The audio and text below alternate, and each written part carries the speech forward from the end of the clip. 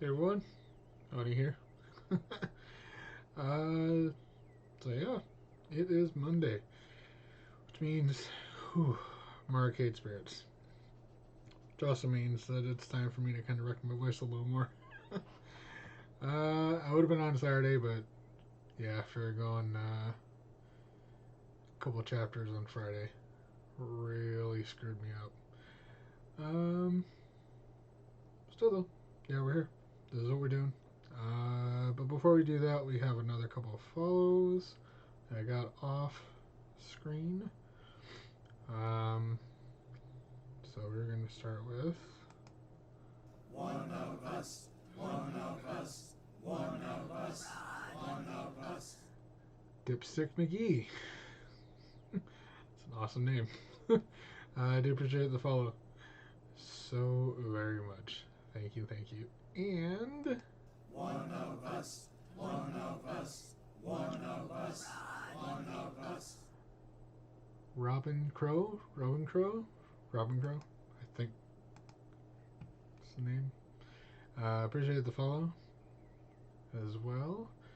And yeah, not much going on with that. So yeah, I think last stream, I should say rather, we hooked up with Queen Bee. Our job is safe, and it just kind of ended with that. I don't know where we're gonna go from here. I'm guessing it's not gonna go well, but who knows? But either way, I am looking forward to it because, well, it's Arcade Spirits, and frankly, you can't exactly go wrong with it because so far it's just been so fucking amazing. So yeah, let's go and hop right back into Arcade Spirits. Let's do the thing. Boop.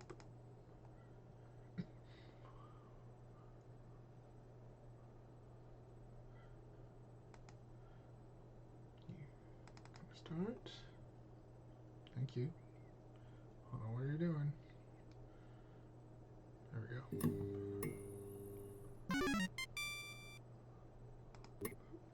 It's alright. Okay. Let's go ahead and load. Chapter 6. Hit the lever.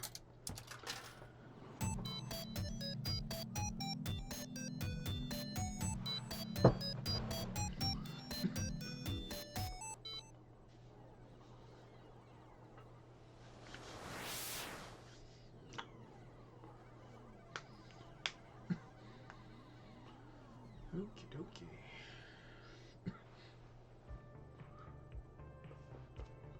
It is the future 20XX. Always starting with that. My dream has come true. Okay, let's be honest. If you asked me 2 months ago if my dream involved being the event coordinator at a video game arcade, I just stared at you kind of funny. Even now it sounds ridiculous. And you know what else sounds ridiculous? We apparently have another bot! Cool. Exactly what I need right now. Gonna just go ahead and bang you. Goodbye. Okay. Even now it sounds ridiculous. But it's true. I'm here. I'm successful. I'm happy. And this is my dream. Ever since Funplex's Keep business has been booming. Funplex is packed with players, day in, day out, kids, teens, the college crowd, nostalgic ones looking forward to games they remember. I run 3 events so far. Started rotating our games out of stores and into play, keep things fresh. The high scoreboards are constantly shifting. In fact, things are going so well, got us into that maybe we should start looking into a second location. And that's probably where it's going to go bad. But this will always be my home. Seeing the smiles on coworkers and gamers alike, watching my friends laugh and play in good spirits, that's working for me. It's bringing me joy in turn. I won't argue why, in fact. I barely understand why. But I'm happy. And that's better than I've been in years of going with the flow. Going with the flow never brought me this much enjoyment. I'd say by this point I've soundly broken the family curse. Maybe everything doesn't have to fall apart from under me. Maybe I can just be happy. See, this is what I'm talking about. It's going so well that I'm just like I'm waiting for the shoe to drop. I can feel it coming. Maybe this is where I'm meant to be. Delivery guy, sign here, please. Huh? Bicycle messenger nudges a slim envelope my way, trying to catch my attention. I'm snapped out of my happy little trance immediately. Oh, right. No problem. After jotting down my signature, he drops off the envelope and heads right on out the door. No time for Moopy, or around a pinball, it seems. Deliveries to make. Curious, I open it up. Oni Rook, you are cordially invited to dine and discuss business matters at Deco's Palace with CEO Deco Nami. Oh, well, this was not how I thought things were going to go, but I did feel like something bad was going to happen. Also, I should have figured because we haven't met Deco Nami yet, so. Okay. Let's do this. Meeting time will be 7 in the evening, sharp. You may bring a guest of your choosing. Free Royal, Homicide Royal. Free Royal value swipe card available for enjoyment of games prior to the meeting.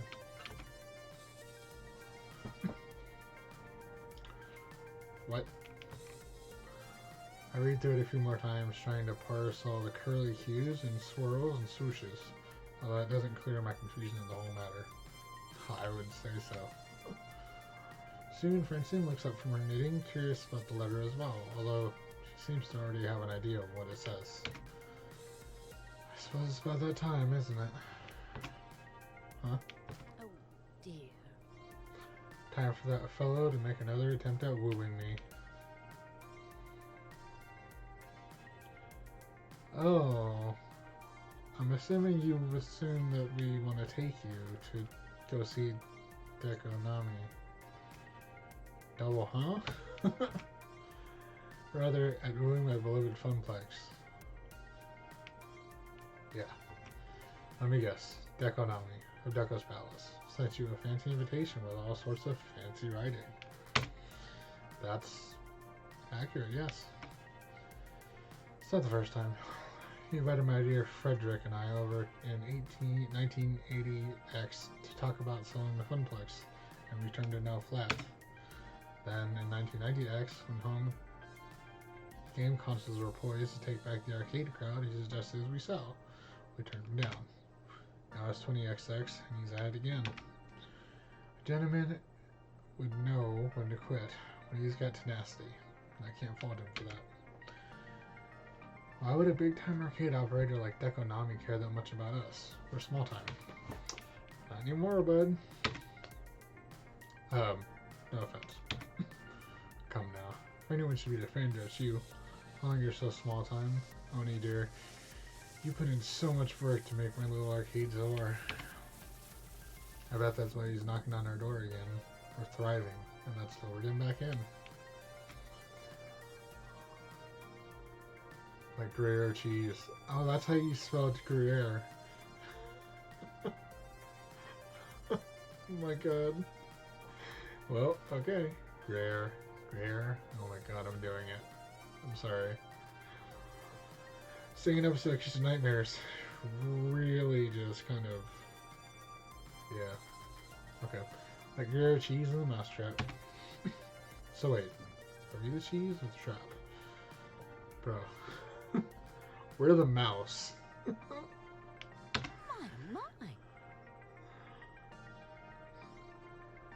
That depends on how clever you are, my dear. So we're not the mouse?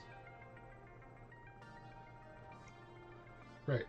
So I'm the cheese. Although I prefer to be a nice mozzarella. Oh, mozzarella's not bad. Okay. Cheese types aside. You want me to ignore the invite then? Oh, heavens no. Contrary to what people say about the fellow, he's very much a man of his word. I always accept his invitation. Always hear him out. It's only fair and proper. Whew, okay. I thought he was like the arcade scene's greatest evildoer. Let's be sensible. That's a bit grandiose, no? Certainly plenty of rumors of his questionable methods abound, but that's all they are, rumors. Politeness should be met with politeness. That's how you conduct proper business, and that's what the Funplex is all about. Francine moves to rise from her seat near the ticket desk, but pauses, leaning heavily on the glass countertop while looking strained. You okay? I moved to help, but she waves me away. Oh. Fair enough. And sits back down. Readjusting herself, I guess. Oh, don't worry about it, little me. I just stood up too quickly, that's all. Just out of breath. But, Oni, I think it'd be best if you go in my stead. Me? Let's be serious now. These old bones aren't as spry as they once were. And I think you'd have a good time there. Well, an interesting time, at any rate.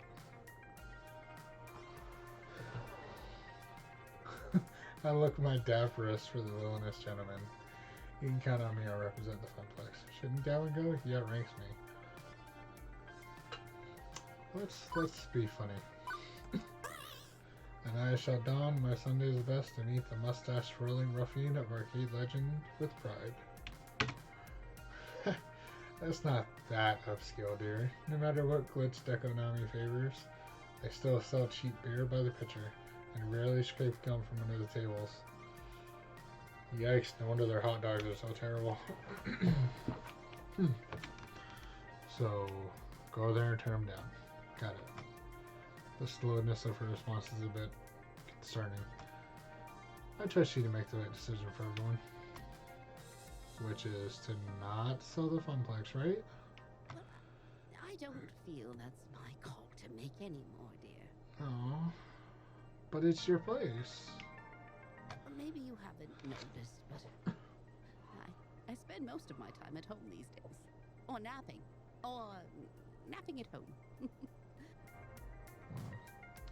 She's getting ready to retire, I guess. Funplex isn't really about me. Not anymore. It's so much more than Francine's arcade Funplex now. This is just kind of bumming me out, man. Honestly. It's about you. It's about your coworkers. It's about all our regulars. You've made me realize that. And I'm thankful. Oh. I didn't know we were going to get so serious. But okay.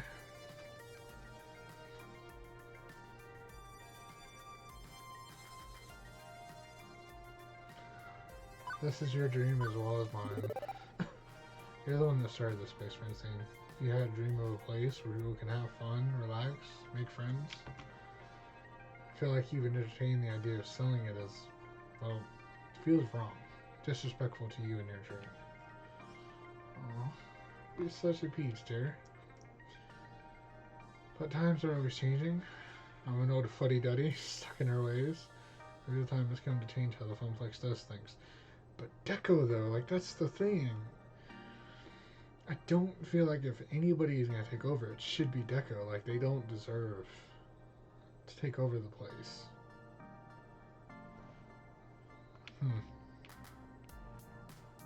No. They've got way too much money in their pocket. This doesn't feel right.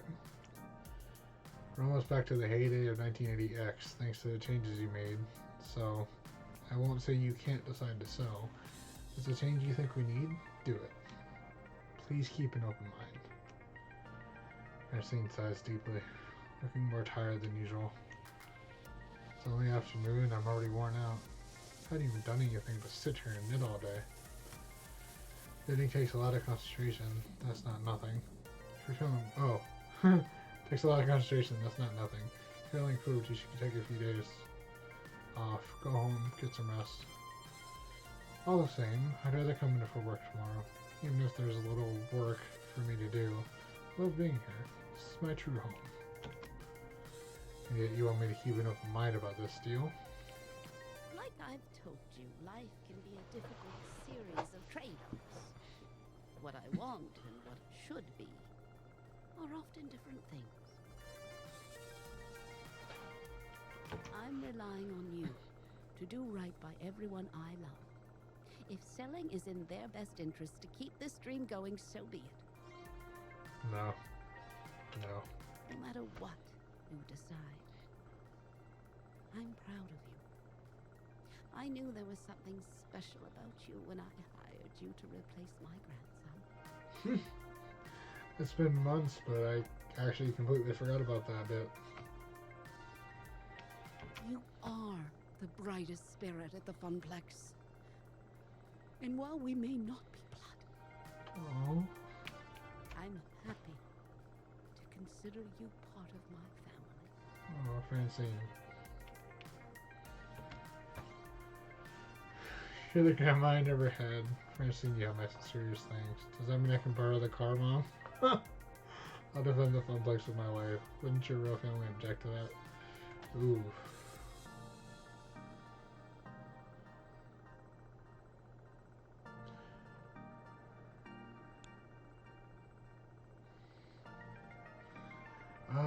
You know what? We've never actually done this particular answer, so we're gonna go ahead and do it.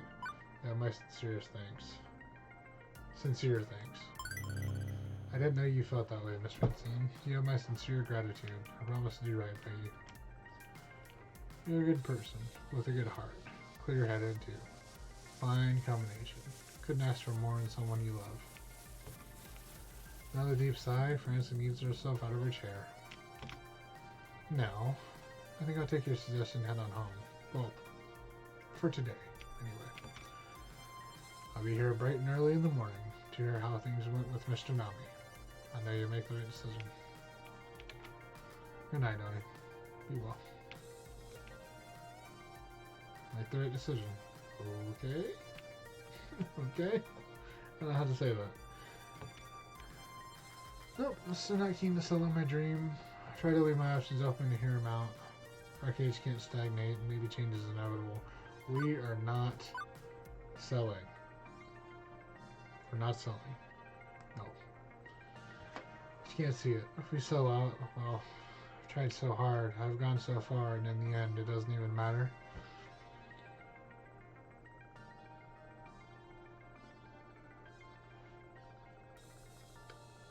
You did not. What I think you did. Wow. Okay. Nice Linkin Park reference. That's what O'Donnell would have said. That everything's going to collapse in on itself, so I get emotionally invested. Well, it is me. So, yeah. But you only grabs onto what they want with both hands and does not let go. Oh yeah, we do. Francine wants me to hear him out? Okay. But I seriously doubt this will change my mind. Now, who do I want to take as my +1? Beep beep. Beep beep, pony. Huh? You want to come as my date? I'm your girl, Friday. I'm afraid you're not my type. My type being USB compatible, of course. Okay, Iris. I sensed you were in a state of deep ponderance and wanted to help. You're thinking of who to take to the meeting? Yeah, I mean, Queen Bee is the obvious choice. I'm sure she'd have some opinions on Deco's palace. True, as part of the Funplex family, Queen Bee would be a good pick. This is a business meeting. You may want to consider widening your options. Queen Bee will support your decision either way. It's clear she trusts you. True. Okay, then.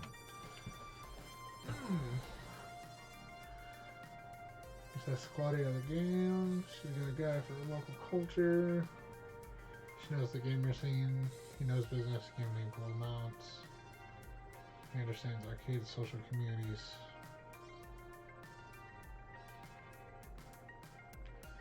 I think we're just gonna have to go with Queen Bee. Although I was thinking about Gavin too, but I feel like he'd sell us out anyways. he'd take the offer.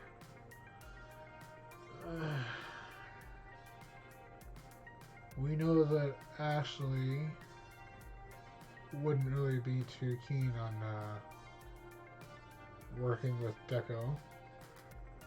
Although I think she'd be interested to find out about what was going on with that hacker business the last couple episodes ago. But yeah, as far as Naomi goes, I don't remember if she had issues with her or not.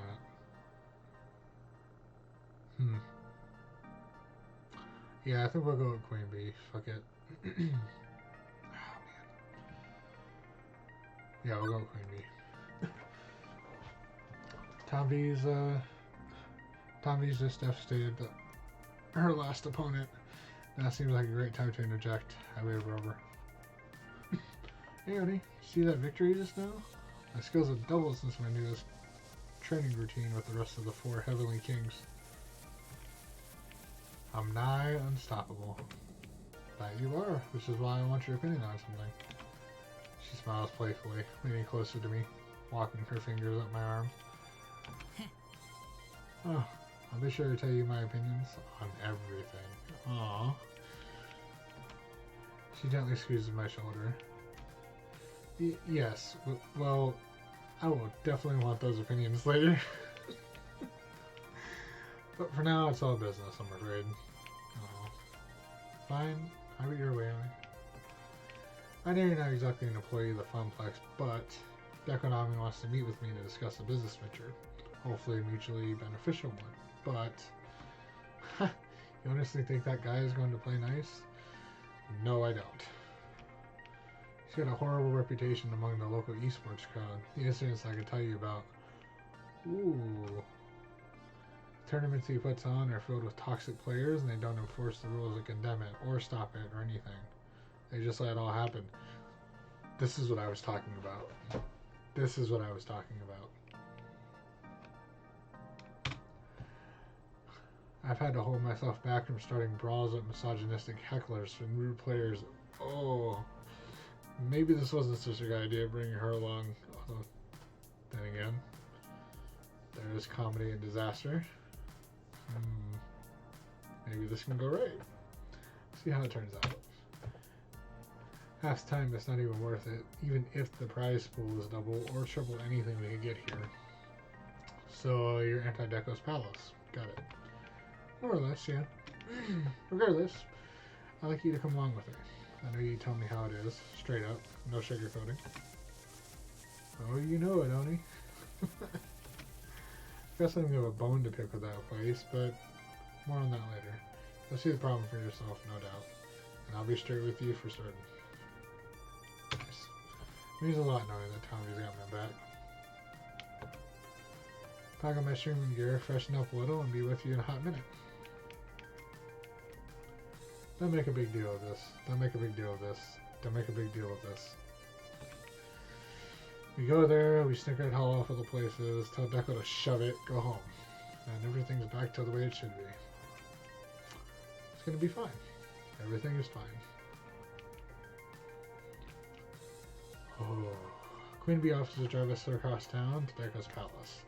Contrary to the talk before, we don't exchange many words. I'm deep in thought, running through all the possibilities of what could happen, and I can't shake this feeling. Something is off. Even looking at the glowing neon temple in the distance, my stomach knots and I feel uneasy.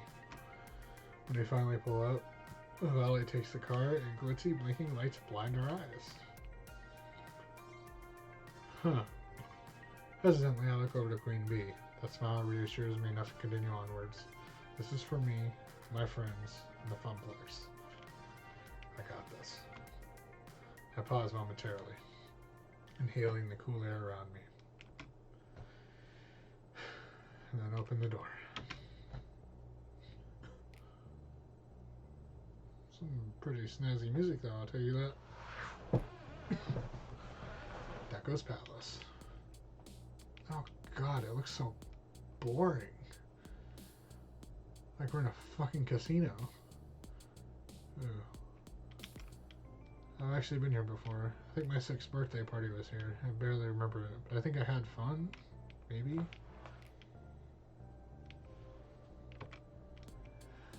But not entering as an adult, my first reaction is... Okay, my first reaction is, boy, is that a weird smell? A mix of chicken grease, beer, and sweaty kids.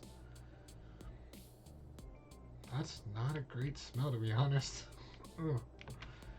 My second reaction is, jeez, that is noisy. Visually noisy and sound type noisy. All the chaos of a Vegas casino. Jumbo of lights and bells and whiz bangs. That's what I was saying. Like we're in a casino. Win. Ticket prizes. 500 bonus. Ticket prizes. That fucking wheel. And whatever's in the corner over here. Once we acclimate to the new environment, we're escorted in and given VIP Royal Value swipe cards. No tokens, no quarters, just a card of indeterminate points to spend. Funny enough, kind of what they did with Chuck E. Cheese. I don't know when they did it, but I was there a couple years ago and they decided to start adding cards rather than the tokens, so that's a thing. And for anybody curious as to why, at the time, I would have been almost 30-year-old. Was it Chuck E. Cheese? My niece's birthday party. Yeah. So, I'm not, for anybody starts to get a little strange with it. It's the only reason why I was there. And it was boring, to be honest. Yeah.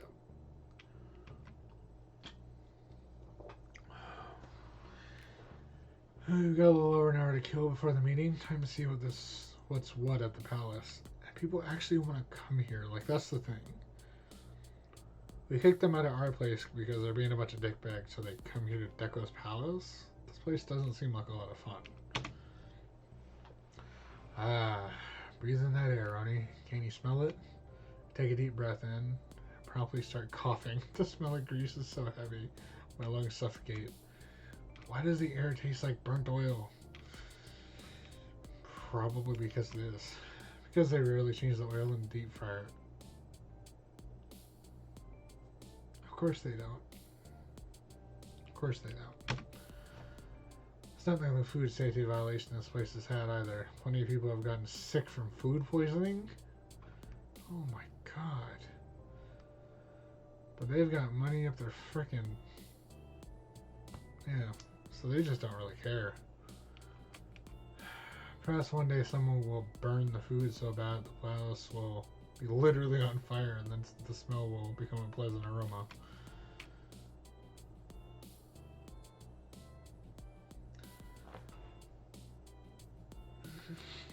I mean... So, I'm willing to say that they can't outright poison people, but again, there's this. They have more than enough money to do such a thing. So, asking this question isn't going to help either. We might as well just go the serious route. We're definitely not going to try and be funny. What? Food poisoning is like a black mark on any restaurant. Why would anyone come back after that? Deco says the case is out of court. It keeps it nice and quiet that way. Well, it's a little vomitous and diarrhea if you're rolling in riches. That. Ugh, the smell is giving me a headache. I'm gonna go wander off to a tournament area. It's farther away from the food and maybe I recognize someone. Says you see it while you're here. See why I hate this place. I'll be over by the esports tournament area. It's just dropping by. If not, I'll catch up with you later. Oh, we'll be there. Okay, some time to kill. Not that much time to kill. I'll need to be choosy. What to do? What do I want to check out? While waiting for my dinner. Date with Destiny.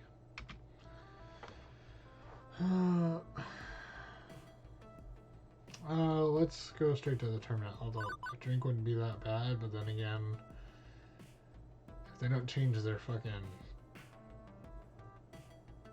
Briar oil. That kind of makes me wonder how their drinks are. Yeah, we're just gonna skip everything. I'm not interested in the games. Side of it, there's a big tournament running in the dedicated esports section near the back. I wonder if through the games during the crowd. Okay, I'll admit to being impressed. They've got no fewer than 10 fisted tournament matches, all of them occupied by players in pro team jerseys and jackets. There we go. Crowd's red hot, cheering on their heroes. It's the back and forth resources battle of the world. As the back and forth resource battle of the world's most popular fighting strategy game plays out before them. Although the banner hanging above it all does make me shudder. Deco's Palace presents the Choco Energy Max Power Quench and Pizza Yum's Friday Night Fisting. Phrasing. When you have pizza on a bagel. Jesus. See? Even these gamers know that when pizza's on a bagel, you can... Oh, God, please no. I haven't had one of those in weeks. Not since I started being able to afford real food. Oh, no. You just don't appreciate the sublime majesty of combining two of the greatest bread-related snack products into one hybrid masterpiece. I mean, after you bought so many of them, I'm pretty sure you're getting tired of it. Hang on, I sense a disturbance in the crowd.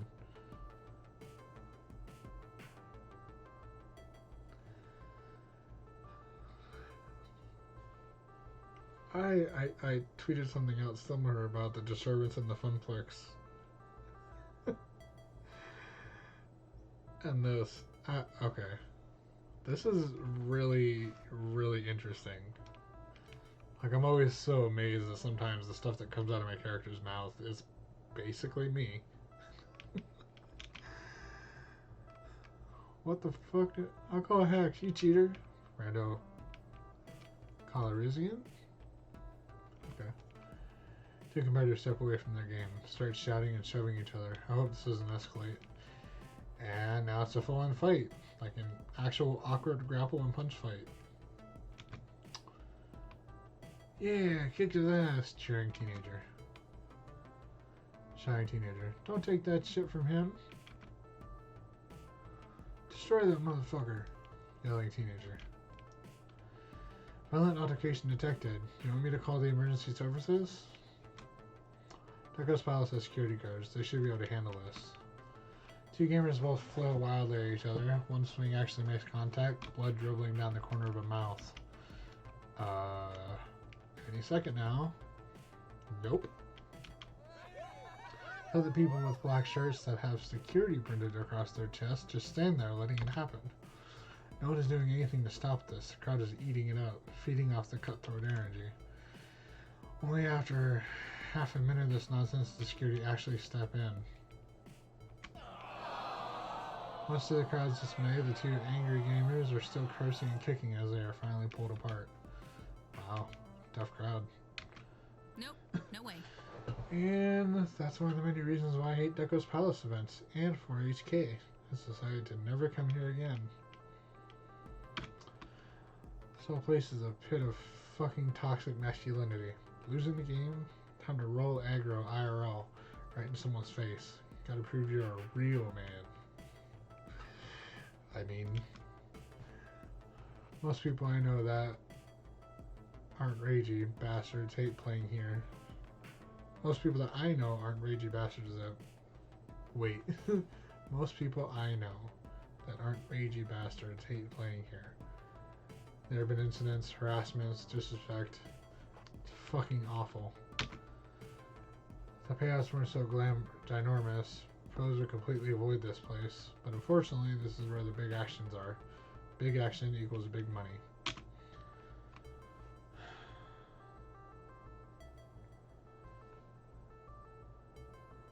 Ooh.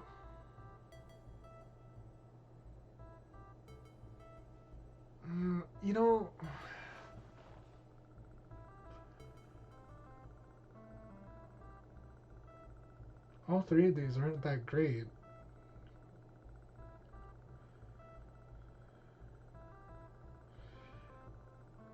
I wonder if we can rile her up, though.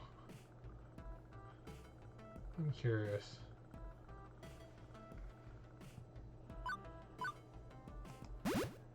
Come on, Tommy. Backing away from a little rough and tumble competition? That's not like you. I'm the queen of competition. I'll fucking destroy you, revive you, and then roll you again. But this isn't true competition. This is a mess. Keep it to the sticks, the buttons, and the screen. Sure, I yell. Maybe I even get salty. But I never fucking resort to physical violence. Yeah, that's true. Ever. Max wouldn't allow this. Evo doesn't allow this. Deco does. Because this is his brand. And his brand is crap. So I'm not competing tonight. I see no reason to stick around. Later, Ronnie. Fair enough. Should probably get out of here before the next punch is thrown. Now what? Oh, we can do all three. Or we can do two. Do I really want to check out the drinks? Because I don't want to play any of the games. Let's get a drink. I know I've got a bill of dinner coming soon, but this place is sucking the moisture right out of my body somehow. I sidle up to the bar looking to wet my whistle and maybe get a snack too. Fairly bored looking bartender notices my approach and puts on a fake smile for my benefit. You don't have to, bud. Welcome to Deco's Palace. How may I help you? Alcohol required proof of identification. Route off in an even monotone by someone who... Oh, I just gave him more than monotone. Whoops. Route off in an even monotone by someone who gave up carrying years ago. I enjoy a beer as much as the next person, but I think I'll stay stone cold sober before butting heads with Deco Nami. Yeah, hi. Can I get diet soda and some fries? Uh-huh.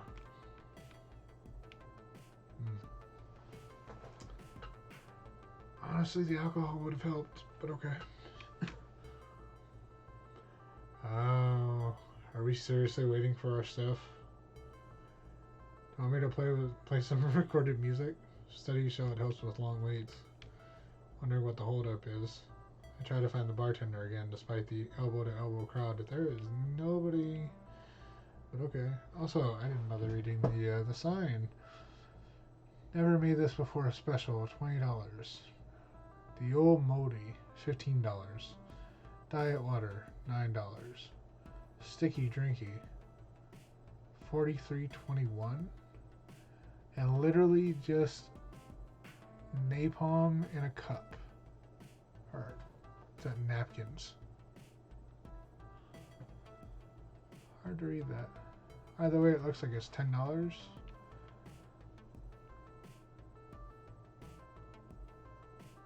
I don't know. It's weird. Alright. There we go. He's busy chatting with some teenager. Probably another customer. Hey, excuse me. Quickly, the customer mumbles something and takes a small object. A USB drive? From the bartender. And notices me looking. Sorry, I just had a thing to do. I'll get out of your way. Sorry to bother you. What was it you wanted again? Diet soda. French fries. Coming right out. You said that about 2 hours ago. I'm worried he's gonna vanish from the face of the earth again, but he's back with some pre-prepared French fries and a bubbly soda. Okay, how many points does this cost?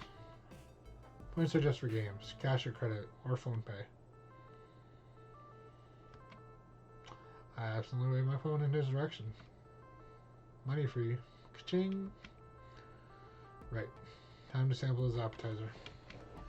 Is it yummy? Is it even edible? Probably not. It's... I guess these are technically fries? Or something approaching an adequate approximation of deep fried potato snack? Want me to add that to your online review? What? No. No online review. Last thing we want is to annoy Deco Nami with a 2-star report on his fried foodstuffs. Thought this was supposed to be, you know, good food and good times, not plausibly acceptable food and yet to be had good times. Huh. Weirdly enough, I did a search and there's not a single negative review of the food here. Oh, I know. Ooh, I see why.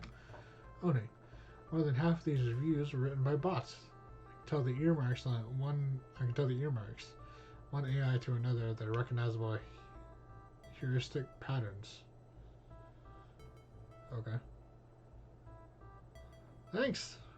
I am having fun. Appreciate you stopping in, Elfie. How are you? How is your Monday morning going?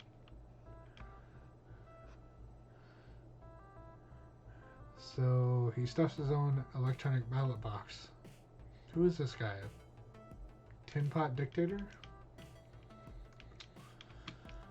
Well, that's the weird thing. The sites I'm checking have really good anti-bot control mechanisms. Like, I can't even post to some of them, and I'm super awesome. This is weird. Do you want me to look into this more? If you trust me to, I mean, sure. Why not? Let's see if we can expose any sort of dirt on Deco. I trust you, Iris. Snoop around, but do so very quietly, okay? Okay. I don't know if I'll come up with much, but thanks for believing in me. Oh, well. Again, maybe soda will help, or sugary stuffs. Keep you going. That's what I can suggest at this point. And hopefully you can get to sleep later tonight. But, yeah, I appreciate you stopping in.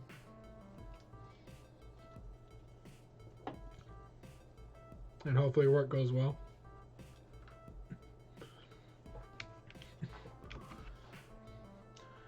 I decided to finish off my snack and drink quickly so I can get back to exploring Deco's palace. What's next?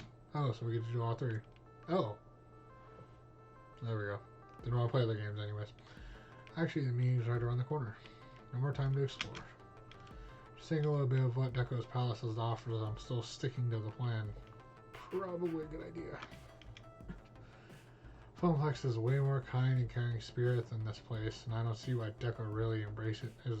I don't see Deco really embracing our ideals. Beep beep. Beep beep, buddy.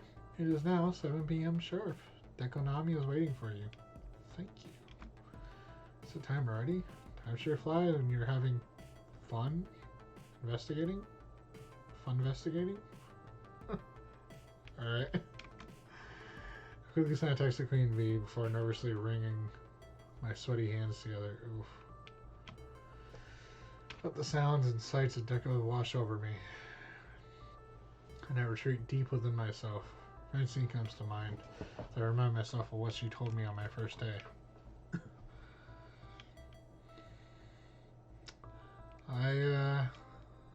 Sending all the positive vibes your way for the day. Oh man. Everyone has a dream they're chasing. Everybody here has a dream they're chasing. No doubt you'll find yours as well. Gives me a momentary respite. And I smile. I know exactly what must be done. I'm going to go in there and do it. Exactly. You are absolutely welcome. I only ended up waiting a minute or two before I was reunited with Queen Bee. Not having introduced ourselves, the staff swoops in, anticipating our arrival, and ushers us further inside the restaurant. We're treated like royalty as they pull out our chairs for us, and we sit down at our reserved table. Amongst the families huddled around our ginormous plates of pizza and chicken tenders, we stick out like a sore thumb. An actual linen tablecloth drapes over our table, accompanied by fancy low candles to set the mood, I suppose. Oh, a nice bottle of champagne on ice, and a carafe of cucumber lime infused water also sits before us. Deco apparently spares no expense, at least not with his special guests. You should try the double-decker Deco burger. Your arteries are hard just looking at it. I mean, not sure I can stomach that. I'm too nervous about the meeting itself. Ooey gooey cheese, greasy bacon, sweaty bloody patties, dripping with Deco special sauce. Girl, you were not helping. But sure. Treat yourself to heaven. And now I can feel the bile slowly crawling up my esophagus. Oh no. Now you know exactly how I feel just being here. Fair. Since I'm obviously not thrilled being here, I'm going to sit back, play it cool, and drink as much champagne as they throw at us. Sounds like a good plan, actually.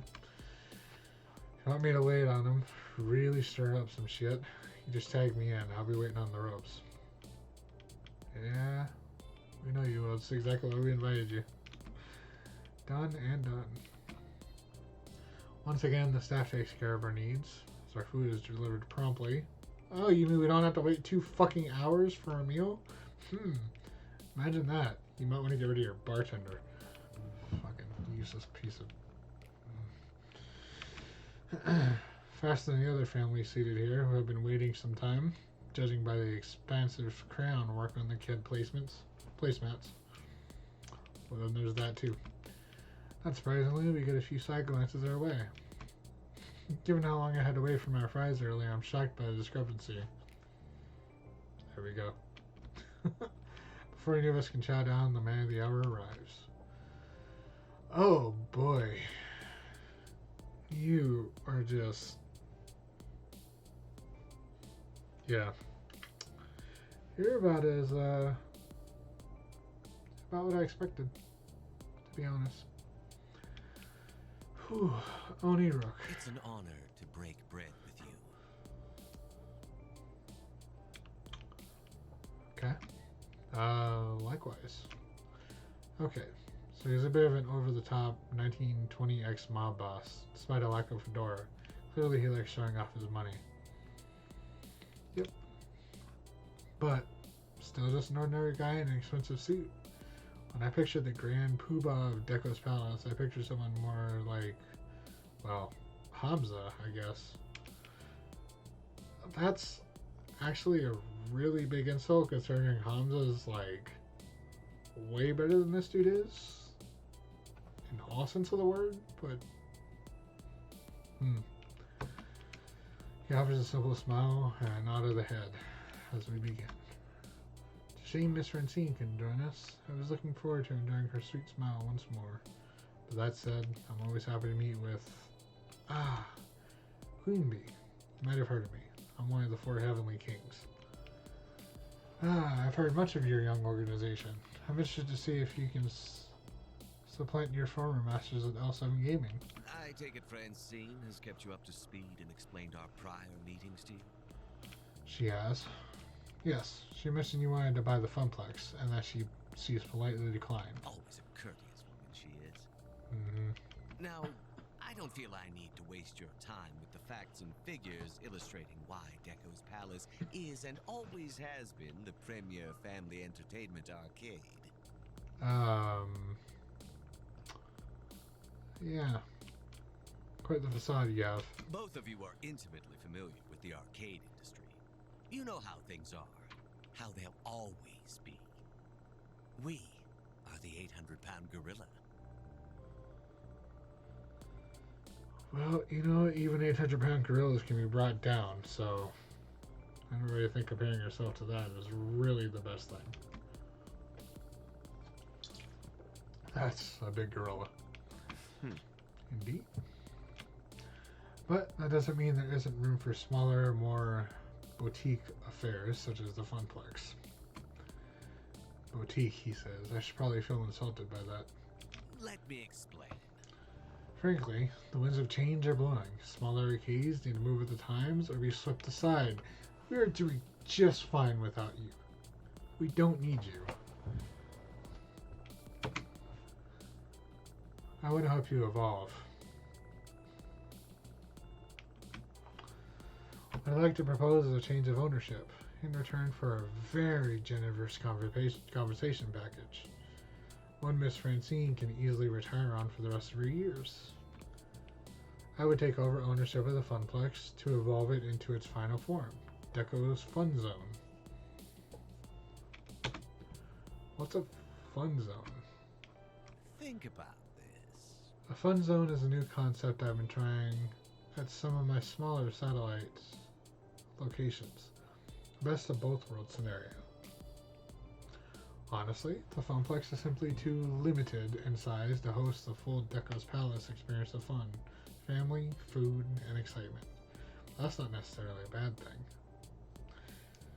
So my thing is, if you've tried this at other sites, why hasn't it worked?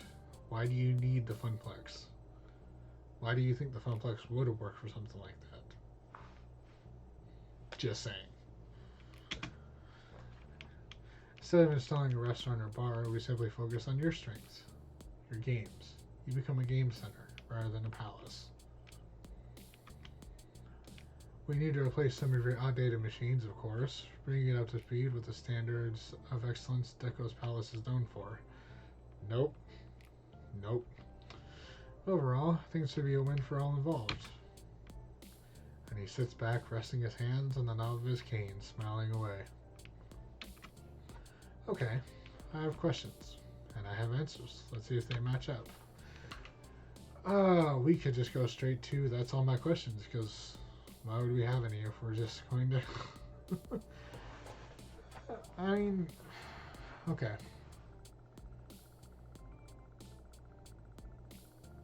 Quality of service?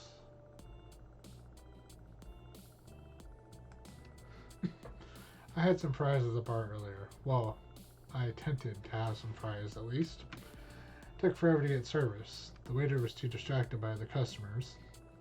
I'd hoped that our fun zone could deliver a better service experience. Unfortunate. I'm disappointed to hear that. Needless to say, I'll deal with the bartender appropriately. Thank you. I'm not trying to get them fired. I'm just concerned that... Yes, let's not dwell, shall we? Rest assured that we aim to maintain a high-quality experience overall. They'll be sacked. Any other concerns? Wow. I don't think this is the moment to confront him regarding his review tampering. At least, I should wait until Iris finds something. Tournament seems a bit unruly. Saw a few players fighting over at the tournament. Of course he laughs. Well, it's a fighting game, is it not? As in, fighting each other with fists in real life.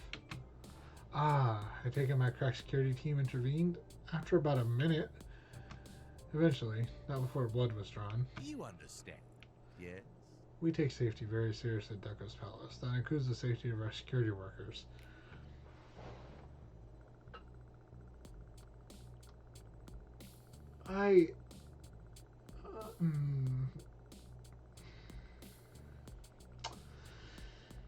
Yeah. Yep. This is a great place to work. Great place to be. They're instructed not to intervene until it's safe to intervene for all involved. I trust them to make that call. And I'll note we have not a single legal action pending. Because you paid them off.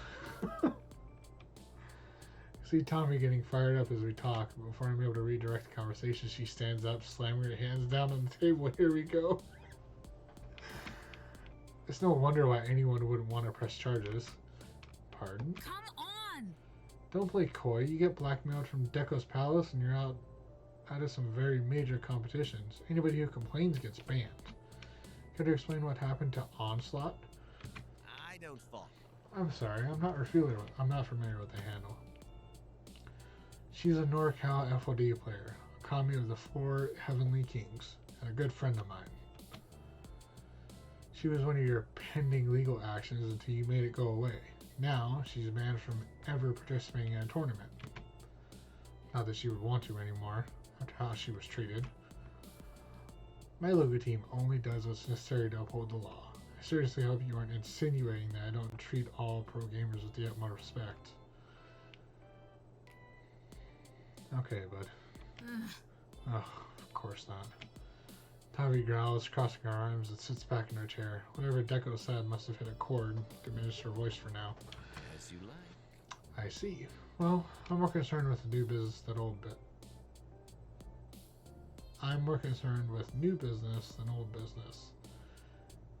MX Rook, if you don't mind focusing on current events. Sure. What would happen to the staff?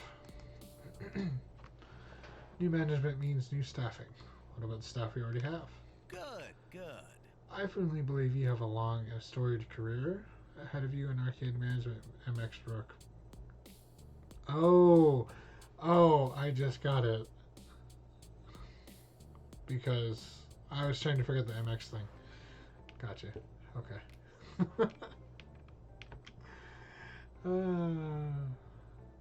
I've heard nothing but good things about you from my various field scouts and contacts, including how you disrupted my attempt to secure part of the Donnerwood Horde. The fact that you landed on my radar at all indicates your rising importance in our industry. You should be proud of that. Okay, that still doesn't answer my question. What about the others? Well, Mr. Cooper is a capable accountant, so I'm certain he'd be welcome in the new facility. Of course he would. But we can hash out staffing later on, after settling the bigger picture of questions. Really? He's the only one you'd take? Wow, you were just... How much creative control? Let's talk about creative control. I've been developing new sorts of arcade events, competitions, other things to get people in the door. Would we still be able to direct our own affairs like that, even after a change in ownership? Let me explain. I'm X-Shark. Obviously, I value your expertise on these matters and would be happy to consult with you on the best direction for the fun zone. It's not answering the question. He hasn't really answered much of our questions as it is, so this is no different. It's a matter of branding and image. There are certain standards and practices you need to adopt in order to truly be a part of the Deco family. Once you realize that, you'll understand more of how we run those kinds of events. Capital. It's nothing too onerous, and really, we need to look at the bigger picture, the chance for growth and profit. Whew. Don't worry about such petty little things for now.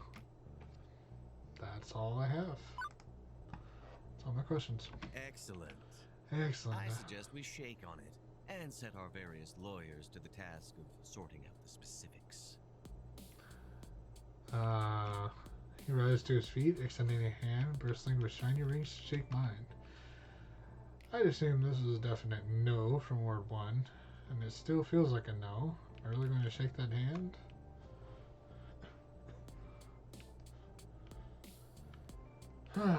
I'm afraid I must respectfully decline, sir. I purposely keep my hands on my side rather than shaking his offered hand.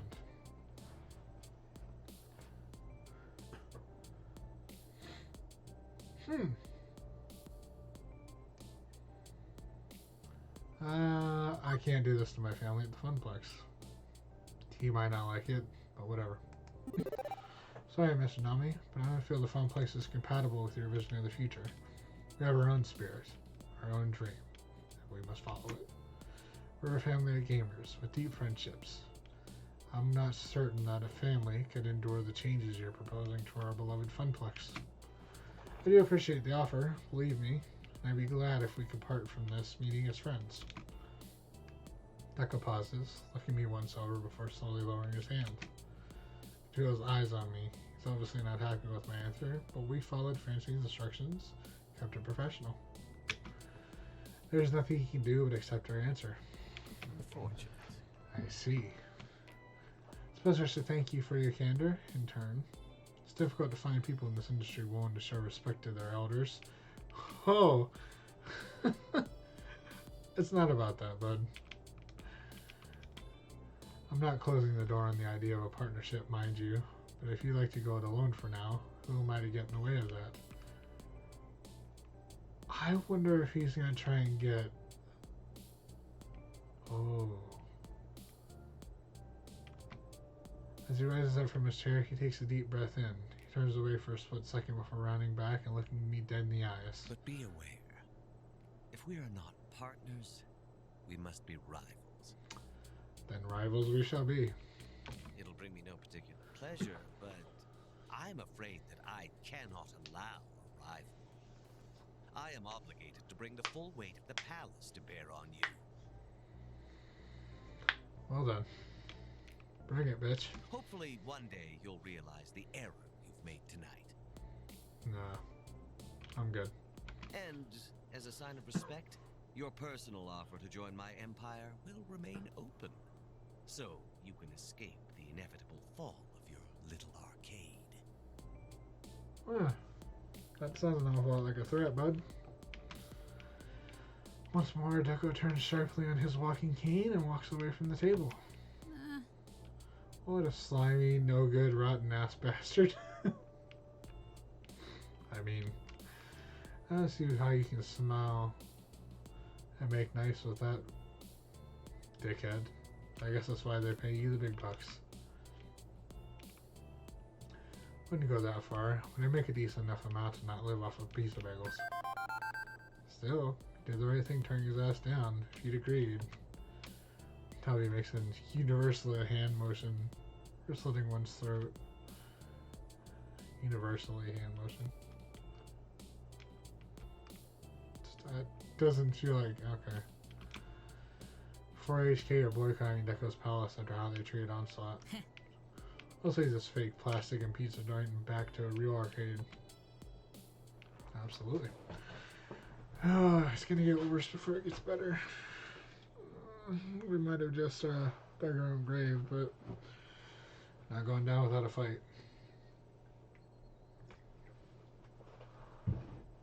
That is for sure. Deco hosting us, we don't have to worry about paying the check. Drop a quick tip on the table for the waitstaff and quickly abandon ship. Scoot out the door, and from there, it's a short jaunt across town, back to home sweet home. The next morning, maybe. Oh, still. As I walk into my apartment, the sheer and utter exhaustion of the day hits me like a brick wall to the face. My adrenal glands are tapped out, leaving me in a dreamlike lethargy.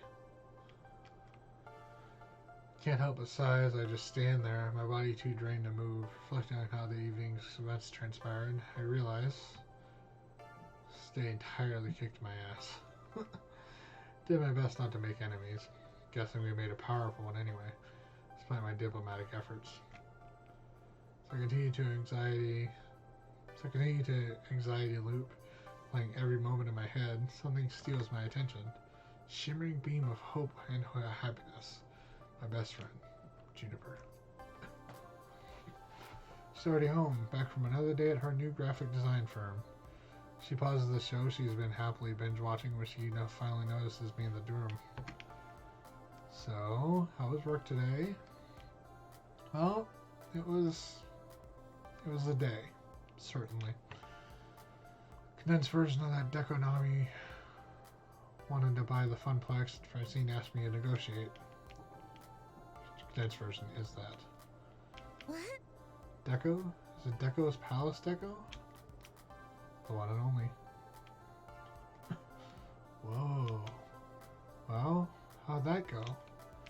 I gave him the thanks, but no thanks. Very politely. I mean, he still vowed to annihilate us. But at least he was sort of nice about it and promised me a job after he destroys all I hold dear. Ooh. Yikes. Yikes indeed. But hey, it's a good thing. It means he's scared. He wouldn't have tried to woo you to his side if he wasn't worried about what the Funplex could become. Try to see the positive. You were absolutely right, Juniper. I guess, but still worrying. Let's not stand here and drum up a whole bunch of anxiety. That's not going to help with anything. I've got it. Why don't you take your mind off things and binge watch some cartoons with me? Tempting, but another night, Juniper. I really need some sleep. Okay, just let me know if you need anything. I'm here for you. Smiled back at Juniper before retiring to bed. Oh. I lay in bed, eyes wide open, staring at the ceiling above me. Trying various ways to force myself to sleep. Nope, not working. Can't sleep. hate insomnia. Once you start worrying about being unable to fall asleep, the worry feeds on itself till you're actively stopping yourself from resting. Vicious cycle. Sigh heavily, feeling the weight of my decision dragging me down. Hope I did the right thing tonight. My phone lights up as Iris censors the conversation. Tony, you want to chat? No, I want to sleep, but I can't. So, hey. Did you enjoy some recorded music? Maybe something relaxing? Can't shake the feeling that I'm, like, standing on a precipice right in front of this big dark hole. It's weird because I still think I made the right call. But if I'm confident in that, why do I feel like I'm about to fall? Based on prior personality indicators and inputs, my therapeutic system suggests fear of failure based on years of prior examples. In short, you've got a long family history of everything always going wrong all at once. Murphy's Law. So when things are going right, expecting to fail anyway. Yep. Just sort of the thought process I had going into this, so yay! But worrying about it won't actually change the situation. You were not wrong. Whether you sleep or not doesn't affect the outcome. So, my suggestion is to get some rest. Deal with the problems as they come.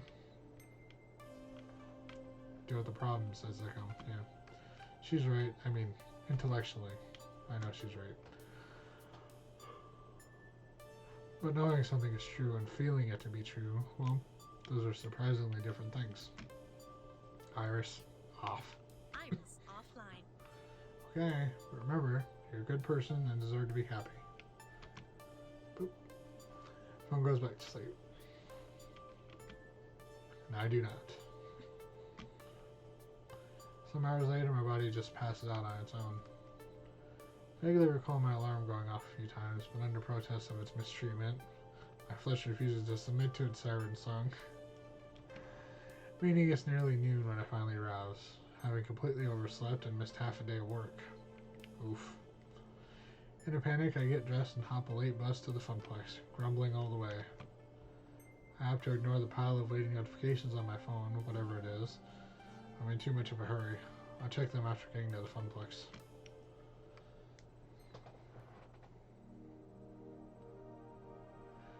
I promised to report back to Francine first thing in the morning, and now I've missed lunch.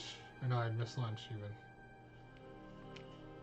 Oddly enough, on arriving, the arcade is closed. I mean, my key still works, but they're closed for business. The sign is off. No game is present or accounted for. I quickly look around for some familiar faces and hopefully friendly faces. Oh no. I don't like where this is going. Finally, dark expressions and tears? My stomach starts to knot. I feel the color drain from my face as I see their downtrodden and gloomy expressions. Tears welling up in their eyes. Oh no, I was thinking about this. She was... I hope not. Oh shit. Amy quickly dabs at her face, hoping I won't notice. What's going on? Turned Deco down last night. Why's everybody so... Oh, it's Francine. Oh, god damn it. Immediately a dark pit swells in my stomach. She...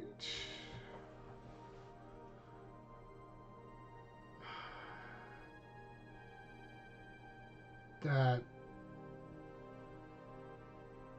Wow. Damn, man. Like, I was thinking about that too, with how she was acting. She wasn't really thinking about the business anymore, and she was kind of... I think it was part of that conversation they had with us where she said she's glad she hired us after her grandson had left. Thinking about everything that sort of happened up to this point. Wow. I was... My mind went there, but I wasn't really thinking about how Shit. Damn. You guys had to go there, huh? Fuck. Told I was very peaceful. Well, that's good. This can't be happening. This can't be happening. The news hit me like a slap in the face. My hand shake. My lower lip quivers. I try to say something at first, but words can't form due to the lump in my throat. Family. She told me I was family. And now, she's gone. Naomi and Ashley looked to me, their beacon of hope, wanting and wishing for me to make all this better. I'm not sure anything I can say will ease their sadness. Heck, I'm not even sure if I can formulate full sentences at this moment. Take a deep breath, drawing all matter of strength from tips to toes. I look at them with empathy in my eyes before opening my mouth.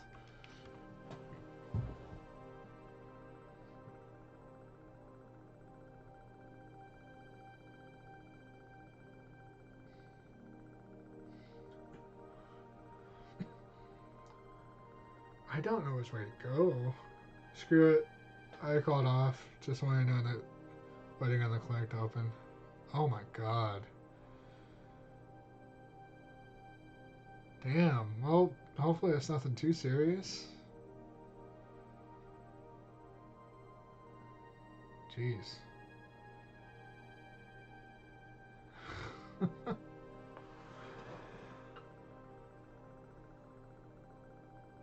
Yeah, hopefully it's nothing too serious, Alfie. Jeez. Okay.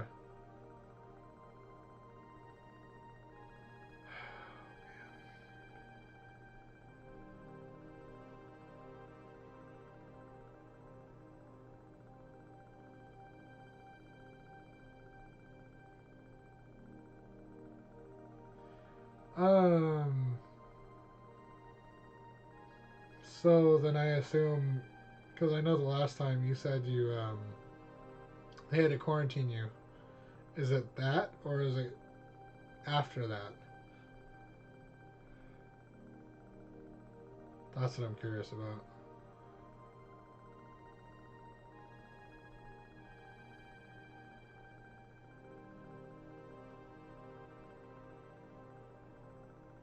I guess you won't know till you go, but. Hmm.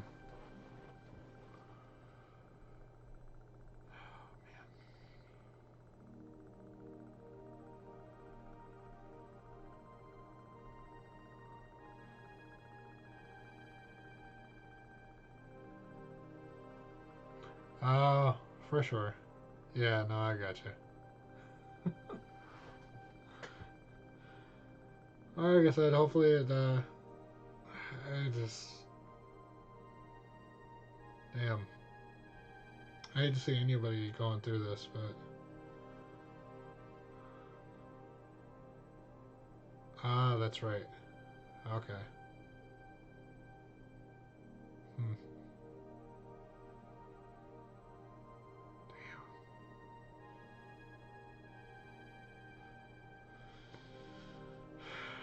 Shit.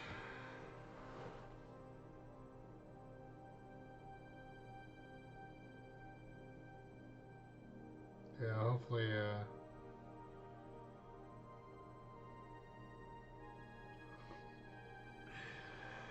shit. If only we can get your body to not be so fucking sick all the time. Like, that just. Damn.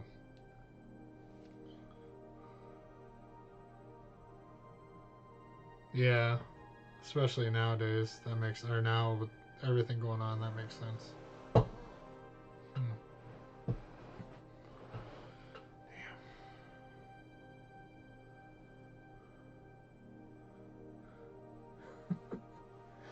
Well, I mean, that's true for sure.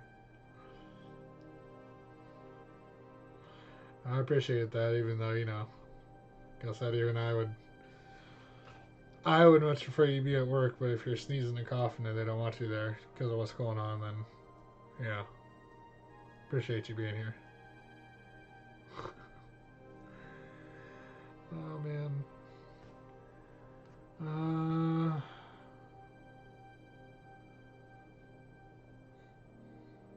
I guess we'll crack a joke.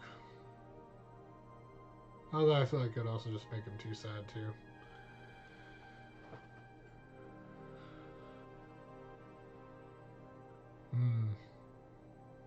Yeah, hopefully we can get that squared away.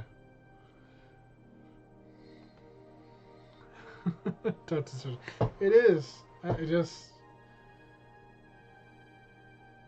like I was saying before you pop back in, I was thinking about this because when we just had that conversation with Francine, um, it was sort of the thought that I had before my mom passed, that she started thinking about all this stuff, and like she started realizing what was going on, and realizing that she probably wouldn't make it out this time. So me thinking about that in this situation, we come and we go, maybe, I hope not. And then as soon as I found out, I was just like, fuck. Well, alright, this is a thing now. Damn. I think we're gonna go the funny route. She would want us to. But I also feel like it would make everybody sad, but we're just gonna do it. Alright, another token, a 1-up, an extra heart, a phoenix down. She loved games, loved gamers even. This place, this fun place was her gift to us. Sorry for her. Oh, for my mom. Yeah. I appreciate it. No, at the end of the day, like for the last 10 years of her life, she was going through a lot, so when she passed, it just kind of, there was a lot of weight lifted off of me because of how much pain she was in before then, and so I can only hope she's not in pain anymore, you know. So, yeah. Yeah.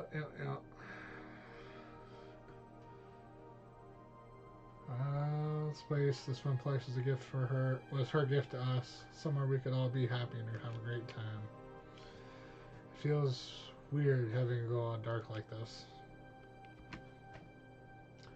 Take today to mourn, absolutely, but I think we should open the doors wide tomorrow, and we'll say, come inside, have fun, we're here for you.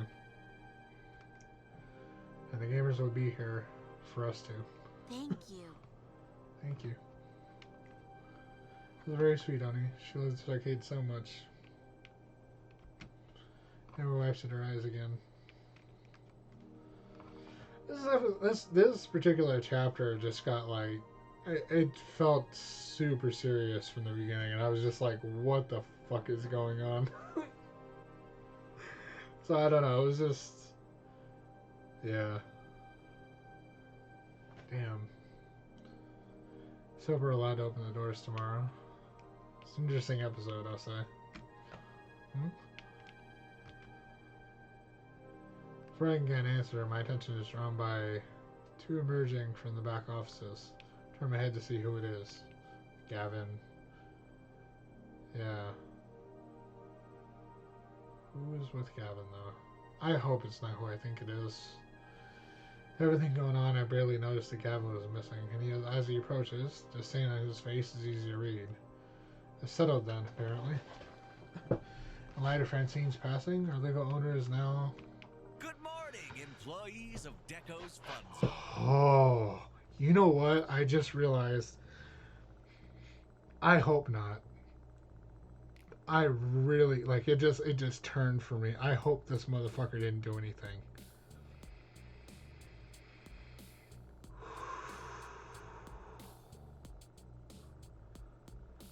I'm sorry for the shift, but I had a feeling, I was hoping it wasn't going to be him, and the way that they just said that really just, I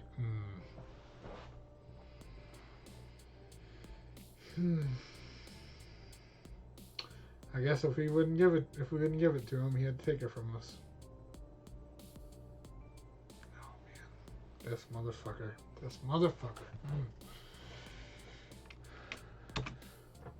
What? But we turned you down. There wasn't a sale. The confusion on my face is obvious. This makes no sense. I have no idea what's going on, and look forward to Gavin for guidance. Bum is right. I've studied the transaction paperwork. It's legitimate. What transaction paperwork? As of Francine's death, and according to her last will and testament, all her property is transferred to her surviving daughter.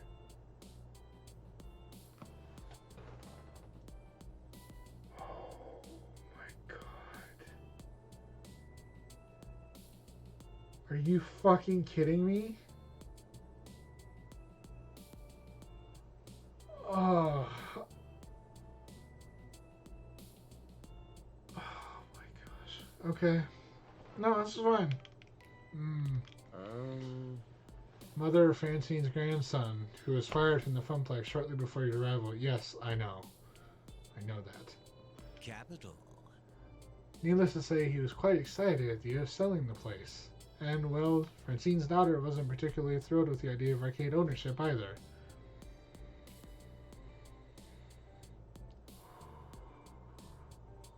We put more effort in than her fucking grandson.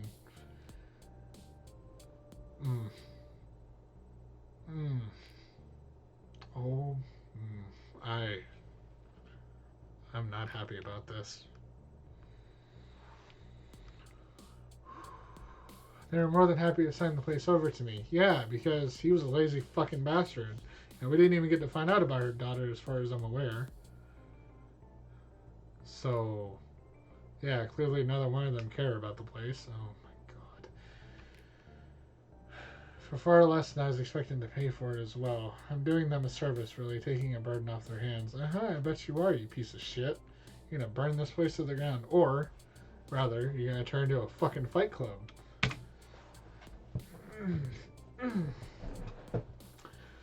Now they can mourn and move on, unfettered.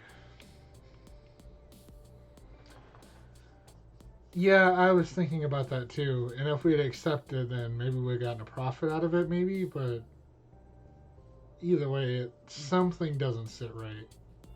And I'm wondering if well, I feel like this is our way of having us either have the possibility of fighting for it now or giving up. But if that's the case, I'm still fighting for this place because this is not right.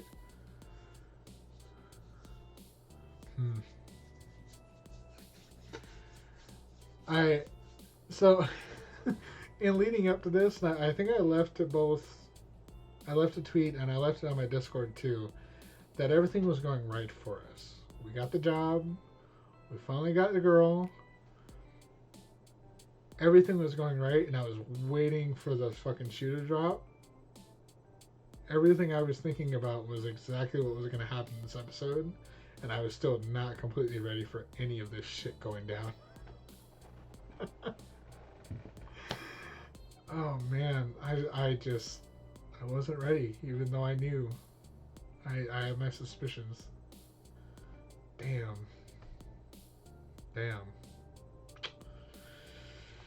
Alright. Well, I stood there, mouth agape, my body assaulted from one bad news to the next. Yep. My emotions were all over the place, a hurricane of feelings when the realization hit me. Well, like, you know how they say when the other shoe drops? Or, I guess a heel turn? It's something along those lines. Where, like, you know, everything is going right, so you kind of expect something wrong to happen, and you're just waiting for it. It's sort of like that.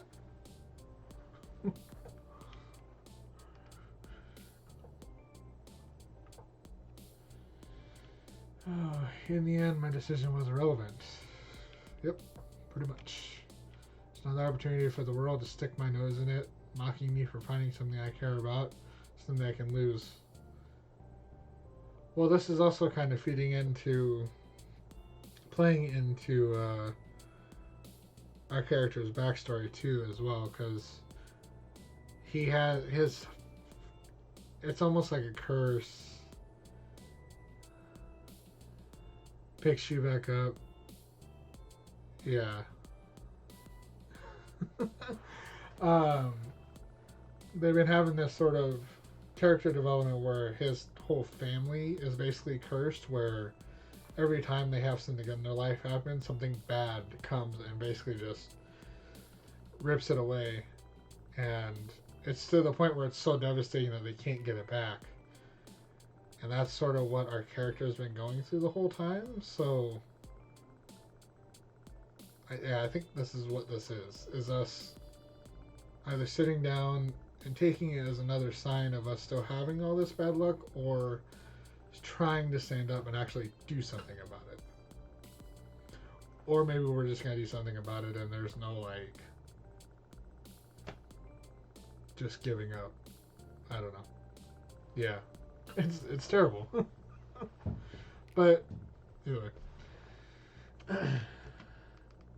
Universe dangling a little dream of hope in front of me, even let me pretend I can make a difference out of sheer cruelty. Did everything I was supposed to do. I was polite, I was careful, I turned him down without trying to start a war, but he got what he wanted anyway. Now, obviously, we'll be closed today to allow time to mourn our former owner. I still have deep respect for Miss Francine. I owe her that much. At least that we can both agree on. I'll also close the arcade on the day of the funeral to allow my employees to attend.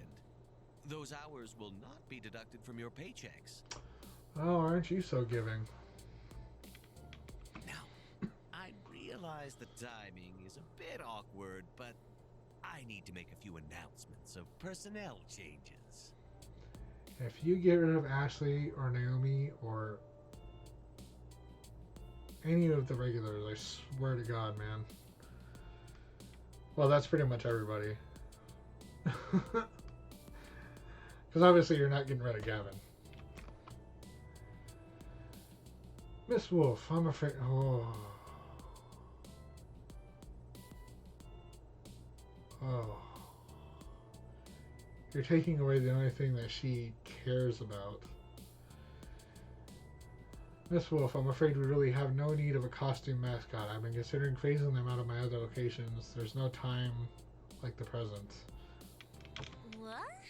Wait, did you just fire me? That's what I was thinking, or her costumes, but... Gavin, can you just fire me like that? He is the new owner. So, apparently legally he's allowed to do that. Ashley. Let me explain. Firing is much too harsh a word. I prefer the term, your services are no longer required. We're letting you go. So basically, yes, you're fired. Ashley keeps a proud face as tears roll down her cheeks. I step over to console her as Deku continues on. Oh my god. Really just... Naomi rolls her eyes, fully expecting this to come after her. Deco let Ashley go. Yep. Gonna get rid of her too? Yep. That's exactly what he is. But apparently he's got money, so he's allowed to be. Whew. Why am I not surprised? Behold, my not-so-surprised face. Miss Fairchild, while you're formidable with archaic technology, I don't feel you're a good fit for the modern games of Deco Fun Zone. I have to let you go. But friends, it's not all bad news. Do we get to keep our job? Mr. Cooper, you've proven a capable accountant, and I'd be happy to offer you a... I quit. Oh my god, Gavin, what? Surprise Pikachu face. What the fuck? Pardon? I quit. I think not. If there's no room for Naomi or Ashley's dream, mine ends here as well. Oh my gosh.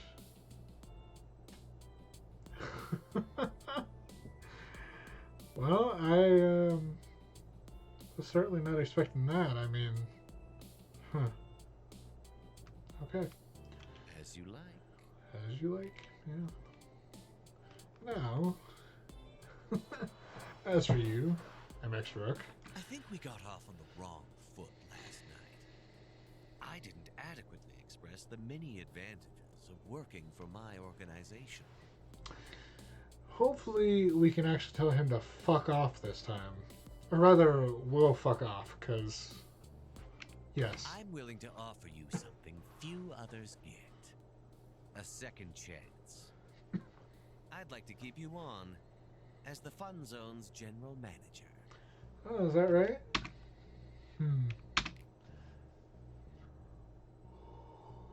We can throw a punch. We can throw a punch. Oh my gosh. I think I'm gonna do it. I really want to do it. I really want to do it. We're gonna do it. Fuck it. We're gonna throw a punch. I take one moment to erect all my rage into my fist and deck him right in his smug little face. Gah! It's super effective. Gavin holds me back before I can get another hit in. My arms and legs still flailing as he prevents the beating that man so richly deserves. How dare you? You are very, very lucky that I've got no intention of wasting my legal dollars on a lengthy assault case. He rubs at his jaw as he tries to regain his composure. The smile and his civil tone are considerably more forced than before when he speaks again. Excuse me. Thank you for your time, but I'm afraid your time is up. Oh, you're certainly right about that. As none of you are Deco's Fun Zone employees, I'd like you all to leave. Immediately. Quickly gather your belongings and see yourself out. With pleasure. You fucking... Should you dally, my own security team will be here within minutes to ensure your exit. Are you sure about that? I mean, would they really throw us out in minutes? Could take them hours, because it took them a while to break up a fight at your place. So, in the interim, I've got work to do. For starters, I need to get rid of all these antiques. Straight to the junk heap with them all. I knew Deco was heartless, but to be this cruel right in front of us while we are still here? Hold it. I think not. Mr. Movie's magic maze doesn't belong to the Funplex. Thus, it does not belong to you. It is the legal private property of Percival Sinclair. For that matter, Wyvern's Keep belongs to Oni Rook. It was given to them directly by Hamza, not to the Funplex. As you like. As you like. I couldn't care less about those grimy old things, but you have, let's say 20 minutes to get them off my premises, or I'll leave them out in the curb for garbage pickup. I'll go get the van, which I'll note is my personal property as well. Naomi, Ashley, Oni, get the dolly and help me move the games out. Sure thing. Good, good.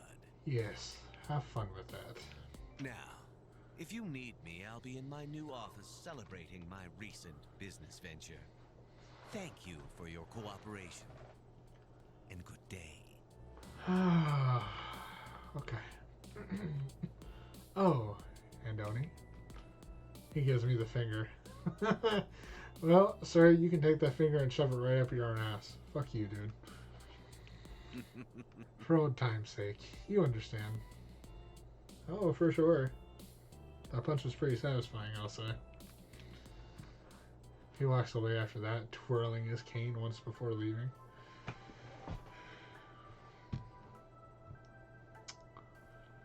I mean...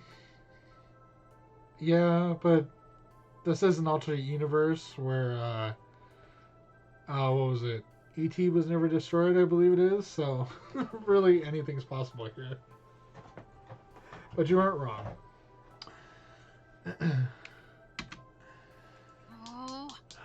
That evil-minded, black-hearted, no good. Naomi, focus. We have work to do.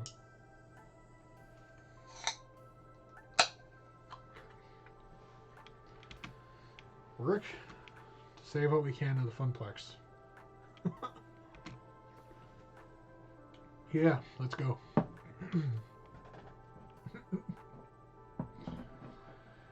Yeah. Okay. Quickly and without much chatter, we salvaged what we could of our dreams. Percy's beloved Moopy, and my childhood in the form of Wyvern Keep.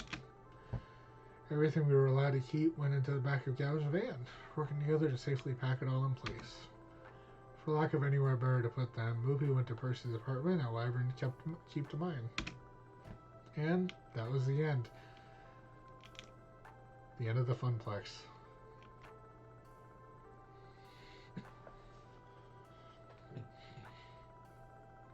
Here I came a few days later. We weren't officially invited. Our presence as her former co-workers wasn't exactly embraced by Francine's extended family. Fuck them. They were useless anyways. Whatever.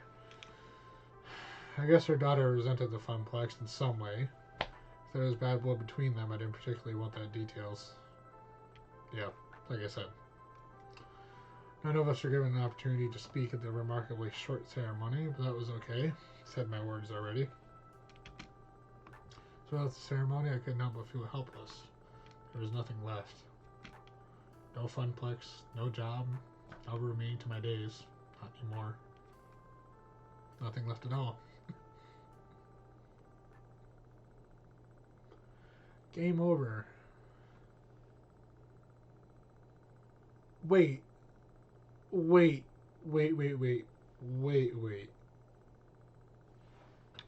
Continue. Does it?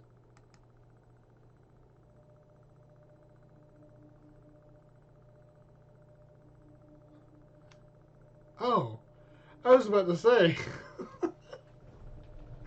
I was like, wait, is it reloading from the past point, or is it like restarting from the very beginning? What is going on? Does not access account in 7 days. That's what I was thinking. Starting up our own place. Get back to the point where Deca's Palace is trying to, take our new spot. And he can't do it because, well, maybe we own it. Or maybe Gavin owns it. I don't know. Hard to say. But right now I feel like we're just going through this. We're going through the grieving process. Requesting override of inactive low priority status. Proceed. Negative. Pretty please? Negative.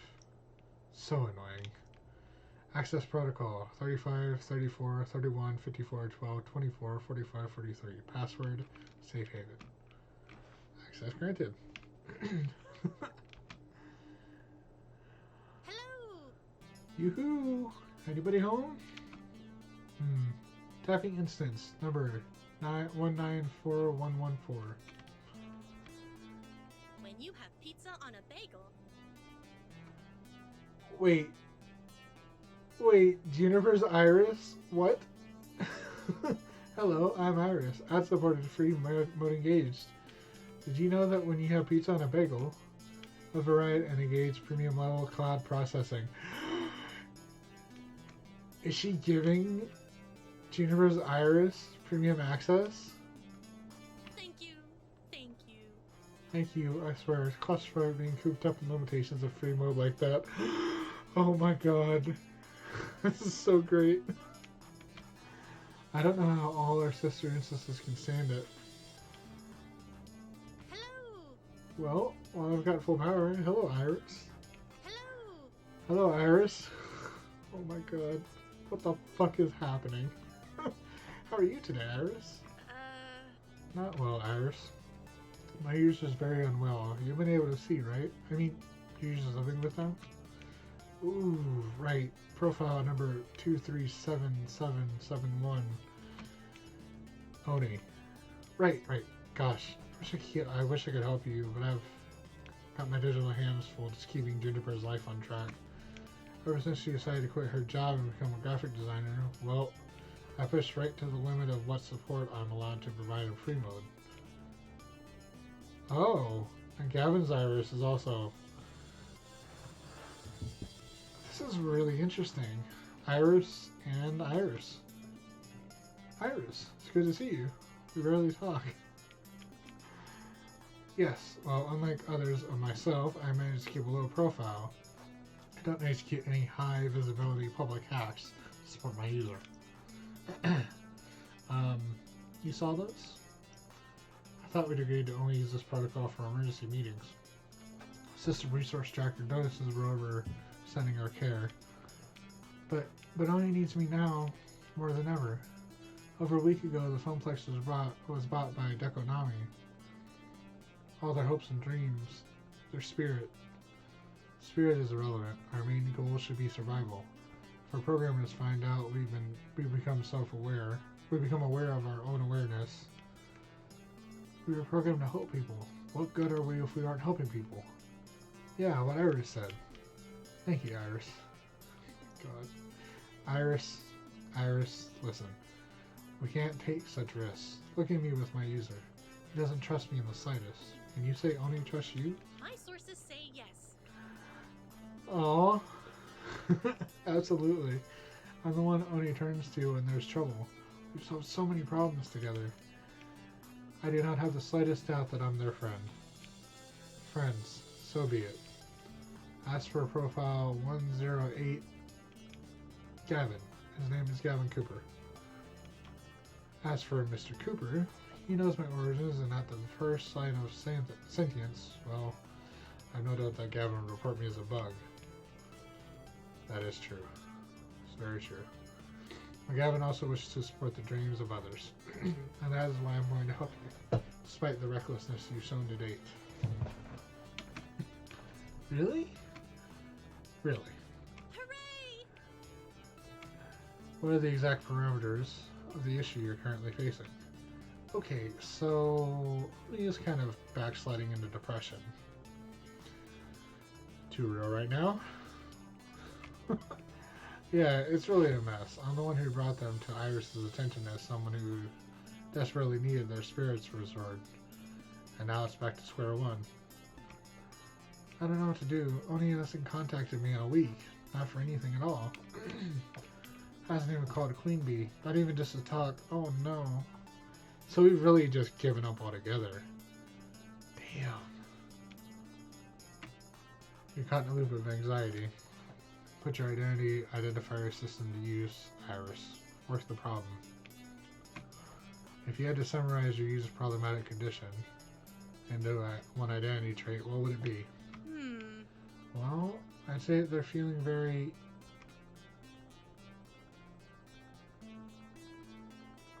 It sounds like we're hopeless, in my opinion. I mean, we lost the job. In turn, after losing the job, we lose the girl. We're constantly, again, that's why I mentioned earlier, feeling like we're living a curse. So, yes, hopeless would be the word.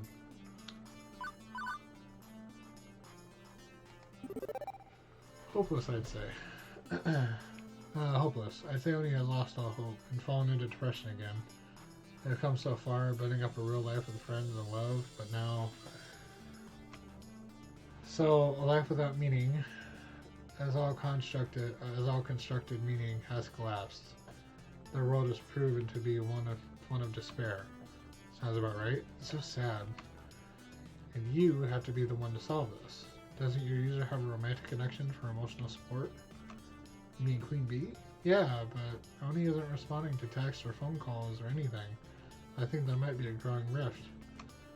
It's just awful. We have to help. We're Iris. It's in our nature to help. Very well. What you need is a way to help without realizing any alarm bells about exactly how helpful an Iris really can be. Safely, but effectively. I know. I don't know what to do. I could, I don't know, hack Deco's email server, and that is the exact opposite of what you should be doing. Oh my god. Our Iris is just... Oh man. Like, trying to be so helpful, but they're like doing it in such a like really reckless and illegal way. Oh my god. Besides, I've checked. We can't crack Deco's network without triggering too many intrusion detection routes. You poke Deco's network? Ooh, or oh, Iris is being a bad girl. Alright. Okay. I usually share a social connection. I was merely scouting potential ways to elevate Mr. Cooper's mood, as they seem to be related. Ah, so they're both feeling hopeless, or depressed? Sure you were. Anyway, you're both way overthinking this. I love Juniper's Iris too, what the hell, man? I was thinking about that too, and honestly, this right here is probably the closest that we would ever get to an actual, like, evil version of Iris. So, yeah, you wouldn't be far off with that. It turns out I've just calculated a cunning plan that will satisfy both of your requirements. Go me. Yes, go you. For sure. Really? You can help Oni? Without drawing attention? Absolutely. Take a hit from my user. When you're sad, the best thing in the world is your friends. Well, unless you're totally introverted, but that's not Oni, is it?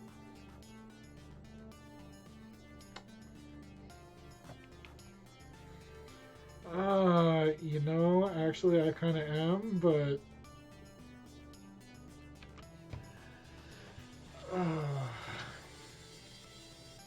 That's exactly the reason why what we need to do doesn't require any hacking or hiding or anything above and beyond what Iris does best.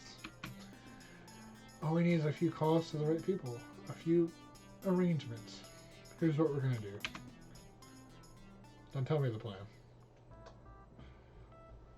Just need to watch this unfold.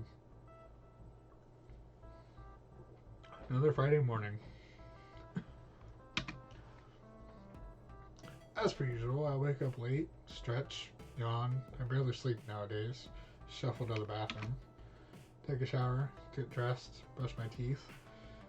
I'll probably be running out of toothpaste soon, but house funds for sundries are dwindling. Not that fresh breath and shiny white teeth matter much when there's barely any reason to get out of bed each morning. Oh my god. Well, you know what, me? You're really depressing me right now. So let's hope this works.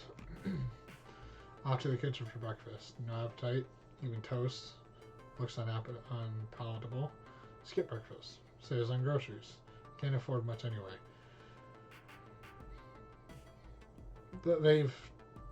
This is not something I would do.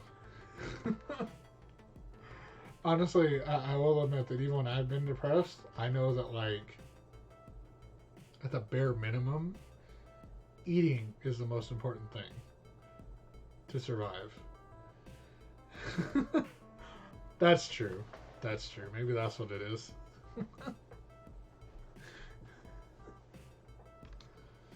Also, the pronoun is they, not he. Just to let it be known.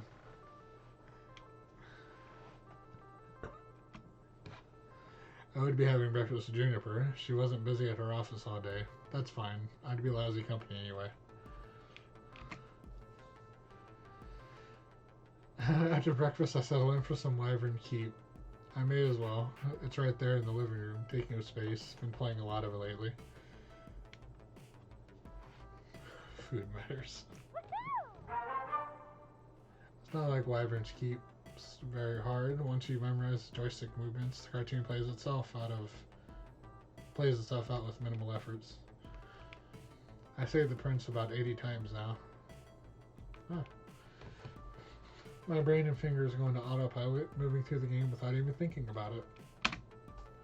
It's a brief calm for the storm, my emotions.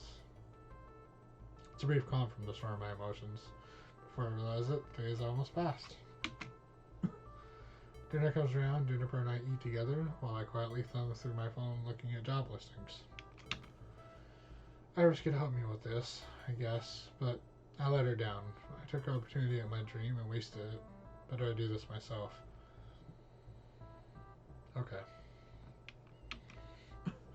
Besides, I'm not looking for dreams. I'm looking to settle. Dreams only get you hurt. Wow. Fucking depressing, seriously. It's the Rook family curse. I knew this would happen. Nothing good ever lasts, and it's a mistake to get your hopes up. There it is. There it is. I should have learned to settle, to be okay with what I had, be comfortable in mediocrity. Fire off a resume or two before watching cartoons deep into the dead of night. Eventually my body tires and I find my way to bed. Just another day.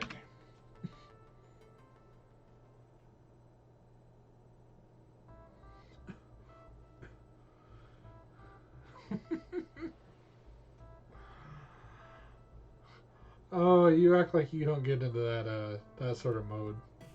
At least not to that extent, but still.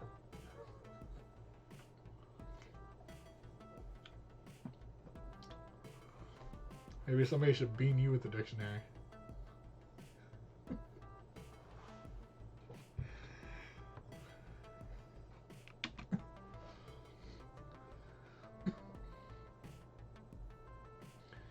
As per usual, I wake up late, stretch, yawn. I barely sleep nowadays, shuffle to the bathroom. Take a shower, get dressed, la-di-da. Yeah. There we go. Thank you, Juniper. I wasn't really looking forward to reading that again. I can't take it anymore. What the fuck is that? And that's one toothbrush. Bit clean in half.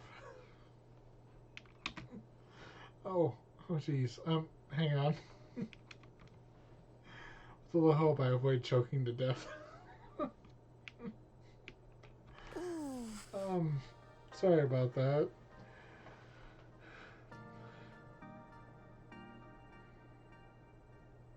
I mean, yeah, probably for the right reason. You shouldn't be putting yourself down.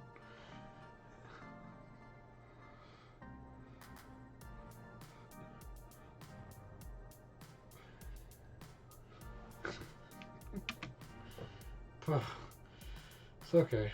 Whatever. Not whatever. It's what's something. It's something ever. Juniper, you're trying to make sense, but it's not helping. Oni, you're in a rut. Like, seriously. Deeply, madly, mega in a rut.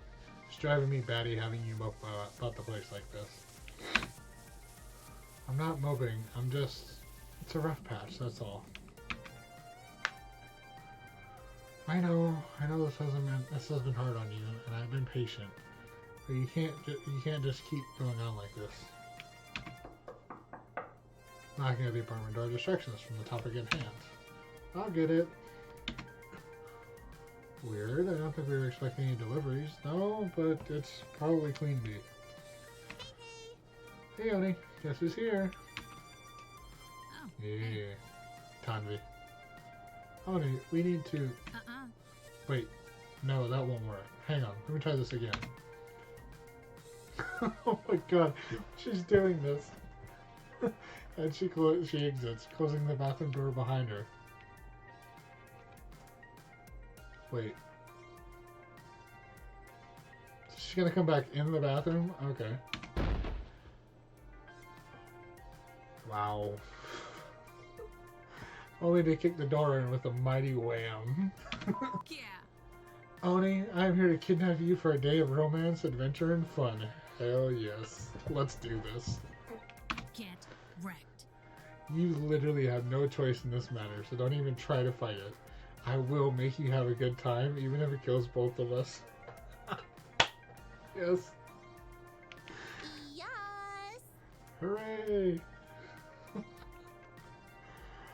Juniper claps in appreciation, while I stand there with my mouth still frosty with toothpaste and unwashed for a weak pajama.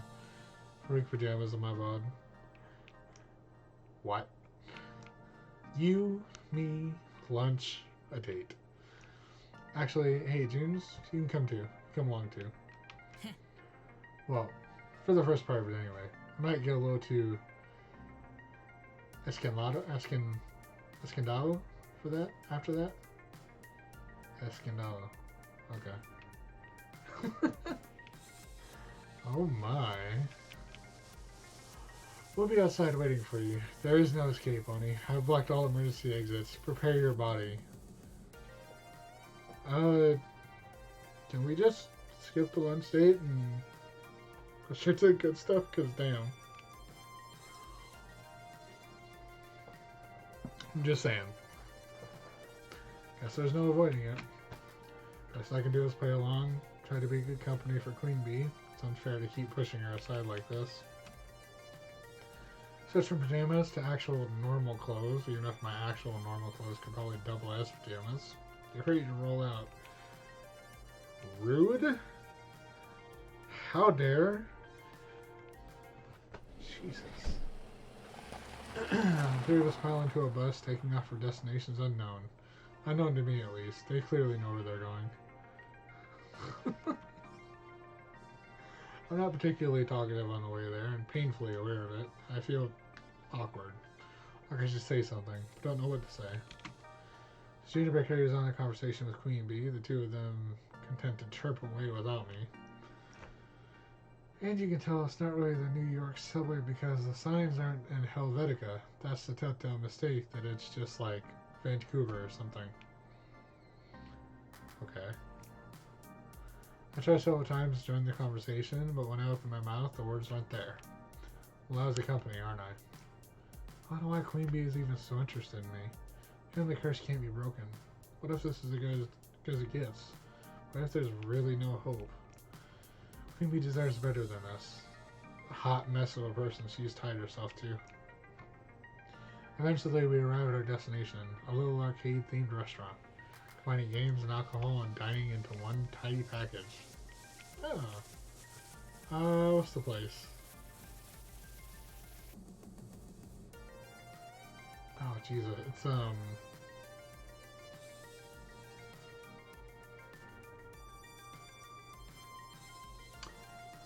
I was gonna go with GameWorks, but there's another one.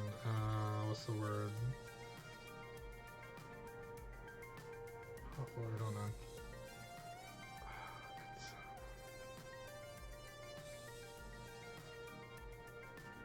My brain can't get it.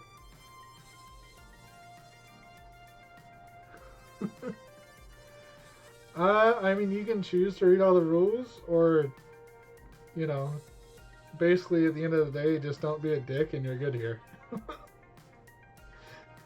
That's really all you need to do. Just be cool.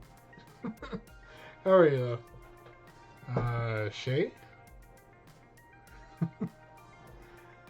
Hopefully your Monday is treating you well. Welcome on in. Here we go. I'm usually excited to be going to some rundown little dive. Juniper hurries on in without me, dragging Queen Bee with her. And I'm left all alone in the parking lot. Shraga opened the door near the darkened locale. Still trying to think of the name, though.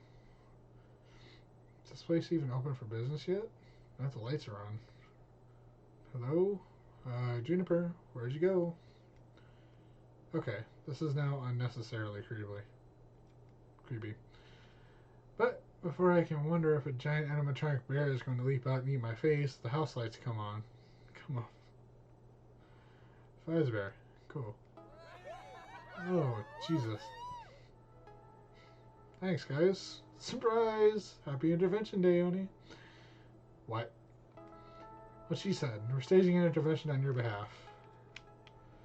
And we're also having a wake for Francine, since we weren't really welcome at her funeral and couldn't really hang around for the ceremony. Yeah, we didn't get the chance to heal properly, considering Deco kicked us all out before we could really do anything about anything. And here we are. So it's a wake and an intervention. A Awake intervention, maybe? Oh my god. Ashley? Awake intervention. Awake intervention? Really? Correctamundo. Yep, it was my idea. Well, my iris came up with the idea and gave me all the contact information I needed, but basically my idea, right? Just the thing to pick you up when you're feeling down. Hey, really? Seriously, honey, you've been a damn sad sack ever since things went to shit. Which I get, believe me, but it ain't healthy. I know, I love Ashley too. We might actually go with her on another route, but I don't know if I want to do it right now. I might hold off on that. But I think if I do, it'll probably be Ashley. Or, oh, Jesus, what's her name? Ashley and... Oh, Jesus. My brain is just not working right now. There's a couple of them I want to go through, but... Yeah, not at this moment. So, we went ahead and rented out this place for the afternoon to bring the family back together. For you, for Francine, for all of us. Now that you know why we're all gathered here today, let's get this party started. Naomi, that's right. Yep. And also, I think Teo and, oh, Jesus. Yeah. The big dude. There's a few of them I want to, but yeah, at the end of the day, it won't be anytime soon that I plan on doing this. Teo dragged me to the group of my friends, positioning me at the head of it all. Leaving me a little bewildered, honestly, but trying to defend myself all the same. I don't need an intervention. This is just how things work with the Rook family. We don't get to have nice things. The universe has decreed it, so. Now we defy the universe, and we're going to help you defy it too. BFFs for life. So one by one, we're going to tell you how awesome you are, and exactly why you're so awesome. And by the by, you'll be feeling a lot better. Hopefully. I'll let out a sigh, settling in. I owe it to them to sit and listen. They're my friends. Queen Bee more so than that, even. I know I've been lousy company. I'm not so far gone. I said deny that fact. Fine, lay it on me. I'm listening. Allow me to begin, then. When you first entered the Funplex, I had my doubts. But I'm a naturally suspicious person, and thankfully, those doubts were easily disproved by your skill and enthusiasm. You came looking for your dream and found it. I swore to protect that dream, and that promise is what brought me here today. When I agreed to sell Moopy to Percy, you refused to take his money for it, insisting on fair market value. At the time, I was shocked, but you were in the right. Our players are not simply customers. They're brothers in arms, and you helped me understand that fact. Gavin, this whole time I thought you were holding on to that, but you actually... Oh my god. Aww. That... Wow. Oh, okay. And on your very first day, you went head first into the most chaotic situation the Funplex could have offered. A birthday party.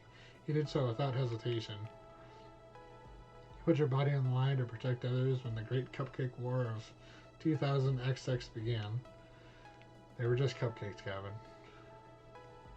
I'm attempting to over-dramatize the event for comedic effect. Please allow me this moment of humor. Okay. Right. Jesus. Fuck us. Stop it. My disrupted parent was screaming at a child over something that wasn't his fault. You stepped right in and dealt with it. Again. No hesitation. Impressive. Since then, you become an event manager. Without goading, without promoting, without prompting, showing great ambition. You turned the Funplex's fortunes around, giving your all to promote it. You made your dream a reality.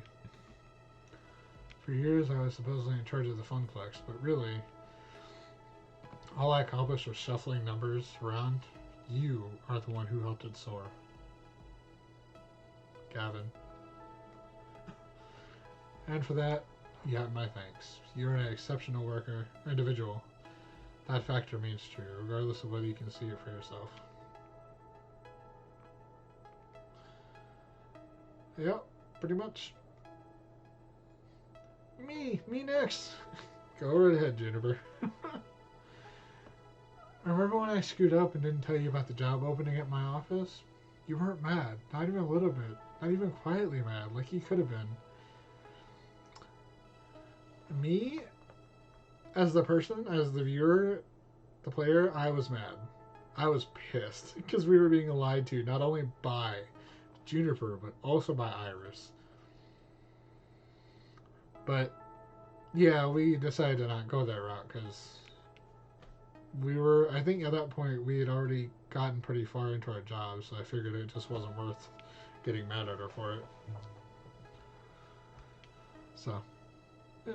BFFs for life. I know I can count on you, and you can count on me. Even when one of us makes a mistake, I can never shake that friendship apart. Aw. Well, there we go. When I came to you wondering if I should leave that job I hated, you told me to follow my dreams. You gave me great advice. I've never been happier. I followed suit and chased my own dream. You inspired me. Cool. Hello. Hello. Oh, Ben and Matt from the whole story.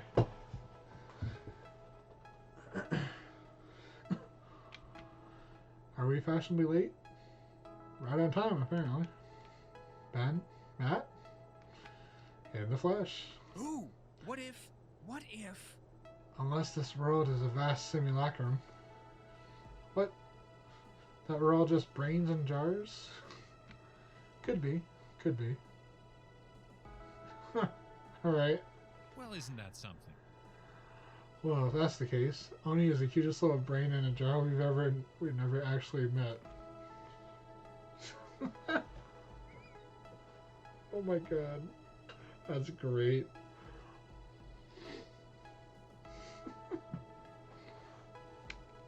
Cutest little brain in a jar. It's true. And they brought so many cute dates to our little shop. That's true too. So nervous at first, by the time they became part of the Twin Pines Mall family. Dearly missed. Oh, don't remind me. Our new neighbors are so boring. They never come in for a treat or a read. Speaking of treats, we brought cake. We'll just be over here, getting the goodies ready. Don't mind us. Aww.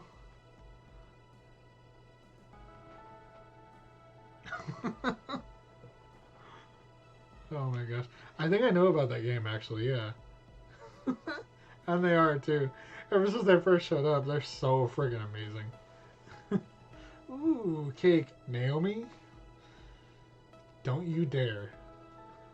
It's not for you, not right now. Not the first bite, at least. I mean, my turn.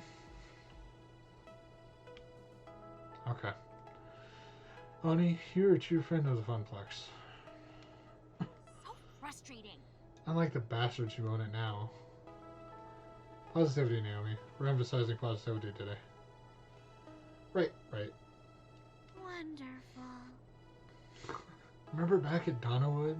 We found those kittens? You helped me save them. You're not just a friend of arcade games, but of all living things. Well, I wasn't gonna leave the cats there. Come on. Not that arcade games are alive, of course. Well, there was the risk of them getting electrocuted. Okay.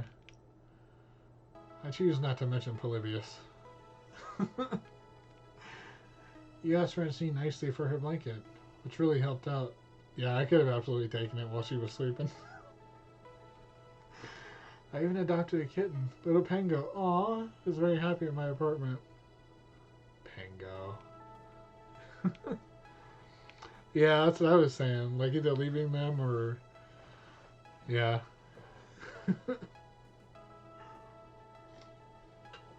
I forget what our options were, but I was like, yeah, no, we're gonna take the cats out of this box. We're gonna send them to the shelter, and she should take one. So, yep. I know you're not happy about how things turned out. I'm not really happy about it either. It sucks, but we did get things together in the time we had. Hamza has arrived. Oh, Hamza. Oh my gosh. If you mention the fact that you let us borrow your pants, I'm just gonna... I don't know what I'm gonna do. You're late. An event does not truly begin until Hamza has made his presence felt. My blood burns. Oni, Hamza understands your fury. The hatred enemy of all who love arcades has despoiled your funplex. However, in our short time together, I saw a burning spirit in you. I accepted your offer for Wyvern Keep, recognizing that passion within you. Ha ha! Hamza would be shamed forever if he did not intervene and raise your spirits to new heights, and that is what he shall do. Ooh, cake. Excuse me a moment. God damn it. Now I want cake. When do I get cake? There's always time for cake. Soon. But I have things to say first. Things that will hopefully inspire you to be a happy clam instead of a grumpy Gus.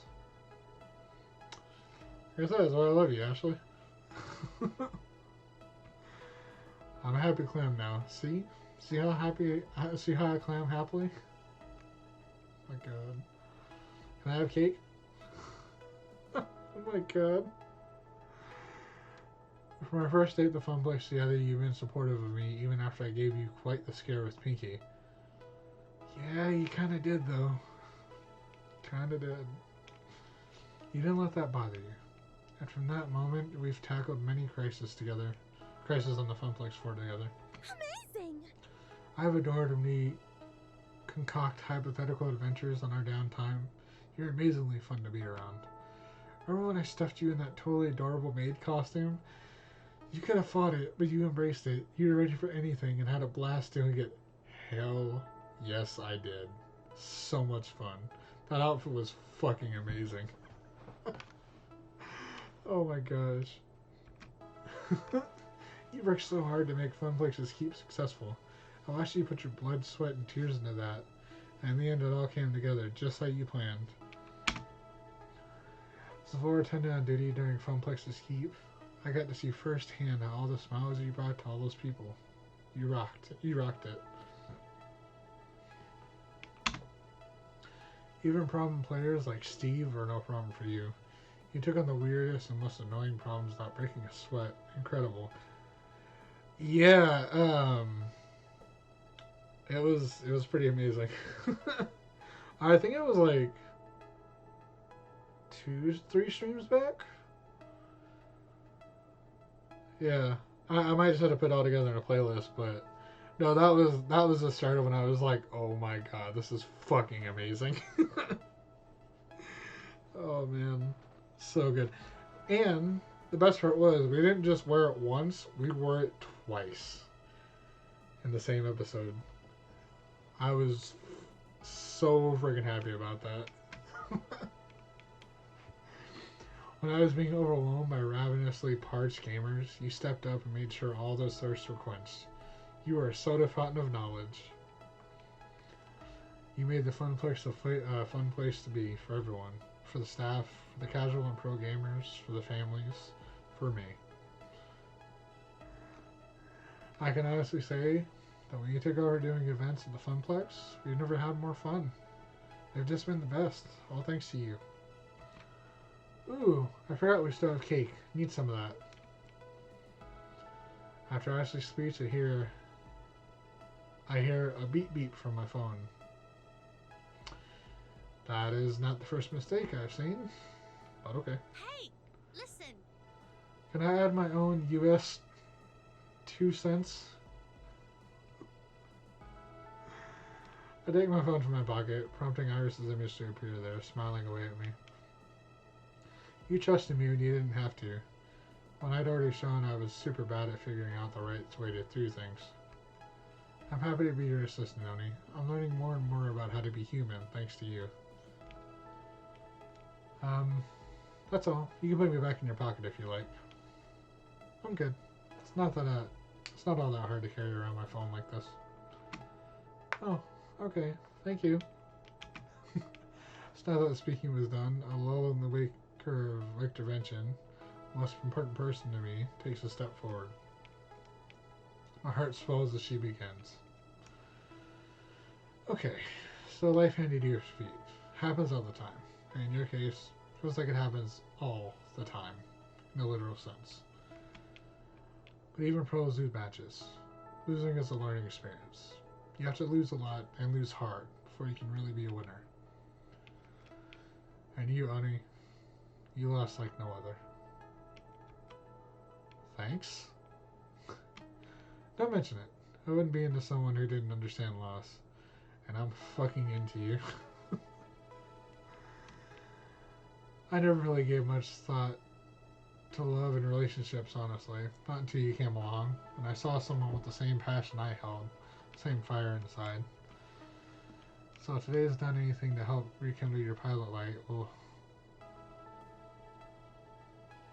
well, shit.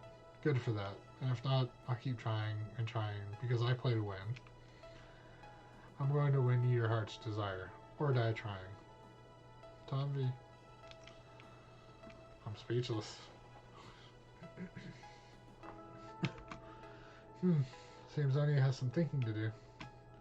It's pretty normal for them, when they get that far away look. Shall we begin the wake for Francine then? There's cake and coffee, and spirits from the bar. Cake! Oh my god, Naomi. As if in slow motion, I watched them all switch their attention from me and direct it toward the refreshments. They're all smiling, conversing, serving cake to each other.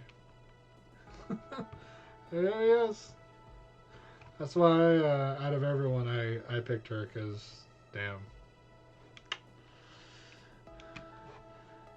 None for me, thank you. Watching the blood sugar. Of course, Percy. Someone get this man a glass of water, please. Fuck me, this kick is amazeballs. All we need now are some rockin' tunes to get this party on the next level. All of them, here to support me, even without the funplex, even after everything going wrong, after Francine being taken from us too soon. I never really thought of myself as central in all of this. I was the outsider at first, the one who walked in those doors looking for a job, nothing more. I've always been on the outside, honestly. Moving from town to town, always the new kid, never really important to anyone, until I settled in one place, just long enough to get to know Juniper. But by then, I'd come to expect that I'd never be happy. So when I finally was happy and that got taken away, well, I guess I'd assume that's how things would go, going with the flow. But now,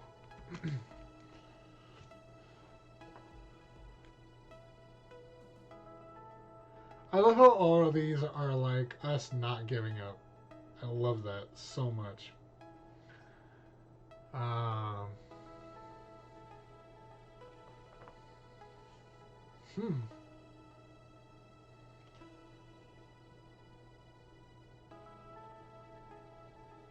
want us to. I want to feel. I think I want to be determined.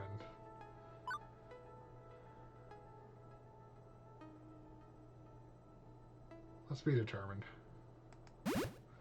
No. No, I refuse to give up. Right here, I have everything I've ever wanted, whether I realize it or not. I've got friends, I've got love, I've got a legacy, proven in their words. I can't mope and stew in my losses. I can't deny the power of what I've accomplished. I would not stop fighting for what I need in life. Yeah. Game is not over. Take a fucking huge slice of that cake. Lots of icing. Group looks up when I speak, slightly confused by the declaration, so I walk right up and claim my slice on my own. Sorry, gang. I screwed up and let this drag me down. Won't happen again. We're here to party, right? Let's party. Let's raise a glass high to all we've done together. Nobody can deny that we're an unstoppable force, with or without a funplex. Who's with me? Smiles all around. And you know what? Feels good to be back. Next hour or so, my sadness fades away, piece by piece. We share stories, many of which I'd never heard before about the funplex and the shenanigans that went on around it. Surprisingly, Ben and Matt spin the most tales about Francine's exploits. They've been neighbors for decades. The so-called Waker Wrenching gives us all a chance to heal and to bond. For all we've lost and all we still have, we are still together. Damn! If this doesn't inspire, I don't know what will. Holy shit. Despite one little problem, which nobody wants to talk about. The fact that we still don't have the funplex? I would agree. The hour grows late, and we only have this place rented for the afternoon. Just feel it in the air, that unspoken worry. Will we see each other again? No doubt we can arrange more get-togethers, but they'd all be reunions over what was lost, not really building anything new. Nostalgia, not progress. Without the funplex, without Francine, will we eventually simply fall away? That dark little thought troubles me as I swirl my drink, remaining quiet while others talk. Beep beep. Beep beep, Bonnie. Hey, Iris. What's up?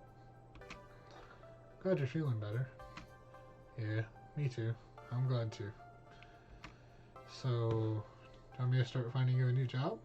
I can search while you're talking with your friends. No problem. I do need to get back to living my life. What sort of life do I want to live? I want my dream back. We're gonna fight for this shit. Hell yes. I don't want a new job. I want my dream job. My funplex. Not just 4 walls and a bunch of games, but a community. When I was a lifeguard, I'd save lives. I made a safe place for people to enjoy the pool with friends. I'm not done with that dream. And more importantly, I don't have to be done with it. All around me are pioneers of this community, this culture. Technicians, designers, enthusiasts, investors, people with connections. And that's when the idea starts to form. Hell yes. Iris. Can you search for commercial spaces? Ones for lease or rent? Huh? Of course, I'm a literal search wizard. Why? Oh, I know. Oh, I think I get it. You're... Step away from my quiet corner and approach the group. It's time to take back control over my dream. And that starts here. Yes! We are definitely doing this one. Hey gang, here's a wacky idea. We act like creatively bankrupt Hollywood and crank out a sequel. But in our case, it's a sequel to the funplex. The crowd hushes when I grab their attention. I set my drink aside and step up to them. I'm not ready to let this party stop. So I'm not gonna. I'm opening up my own arcade. A sequel to outshine the original. What do you think? Are you really ready to walk away from all this? Or do you want to take the ridiculous option and make this happen? Hush falls over the crowd. But two step up to join me. Yes. I'm down with ridiculous. Life's no fun if it's not ridiculous. Our own arcade? An arcade made by us? With everything we could want in an arcade? The more I think about it, the more I love it. It's a tempting prospect. My crew still needs a new home. I'd rather be one spearheaded by Oni than anyone else. You've shown nothing but support for our community. So I'm game if you are. You got my thanks, both of you. Okay, it's no longer a wake intervention, people. Now it's a conspiracy. A Richter conspiracy. I am not repeating that in any way. Wake intervention was hard enough.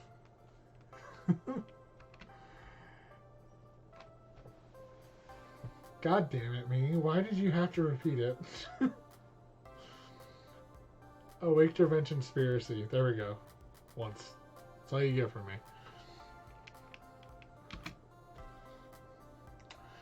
We sat down around a table, a nice round one, to discuss the future.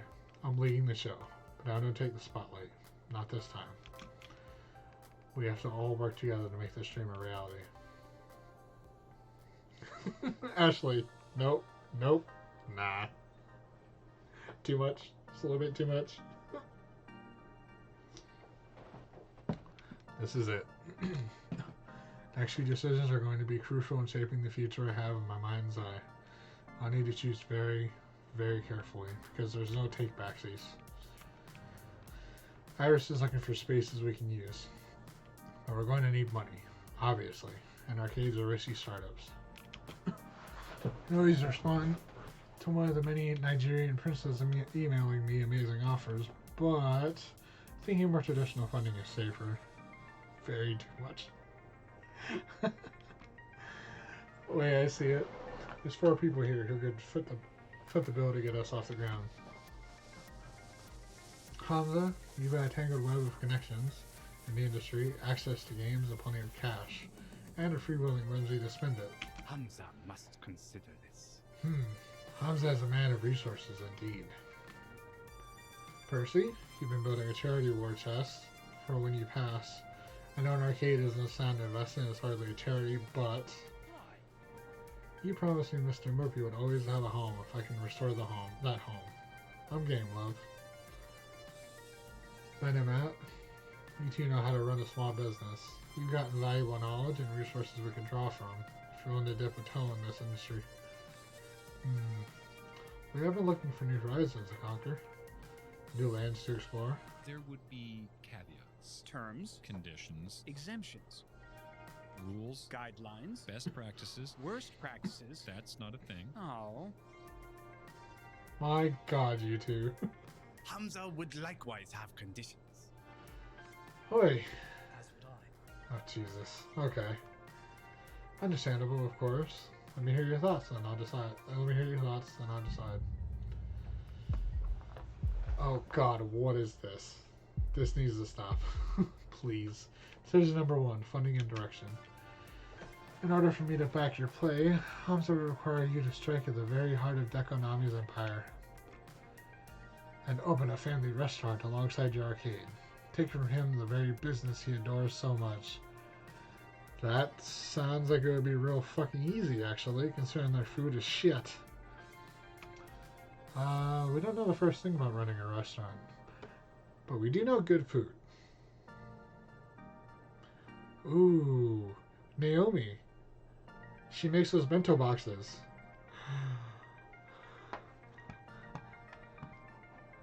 Wow, you two came in at the same exact time to drop that. Goodbye. And goodbye. Whew. Okay. Thankfully, your business partner does. I own several restaurants. I would provide staffing and resources. No risk, no reward. Now, this is a risky play, but if succeeds, the rewards shall be tremendous. Actually, that's similar to what Matt and I had in mind. Oh yes, but rather than a restaurant, well, we'd like to open a barcade. I kind of like a barcade, actually. Oh, I don't mind. Like I told Kuro, bands fuel. They fuel me so much. So, you know, whether it be trolls or bots, I'm always getting fed at the end of the day. I've always wanted to run a bar. I'd raise a glass to that idea. After all, sometimes you want to go where everybody else knows your name, and they're always glad you came. Oh God, you two. What the hell? Now, it wouldn't be nearly as large scale as a family restaurant. Much safer. Not quite as profitable, but still quite tidy. Honestly, I prefer to just simply run a video arcade, nothing more. Adding on extras seems like a recipe for failure. We know how to open a small scale of arcades, so why not stick with our strengths? I'll grant, has a lower ceiling for success than the others. It's just an arcade, and won't pull in anybody looking for more low risk, low reward. Anybody looking for more low risk, low reward. But I'd say that would be my condition. We need to stick to the basics.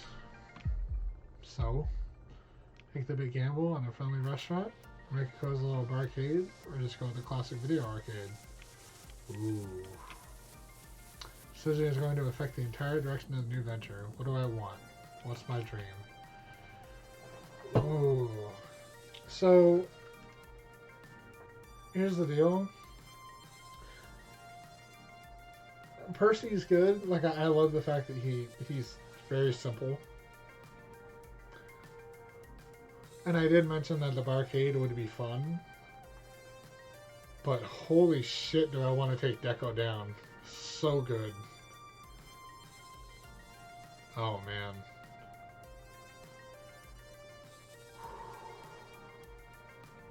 This is tough. This is very tough.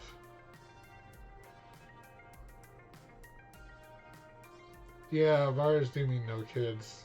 That's the only downside to it.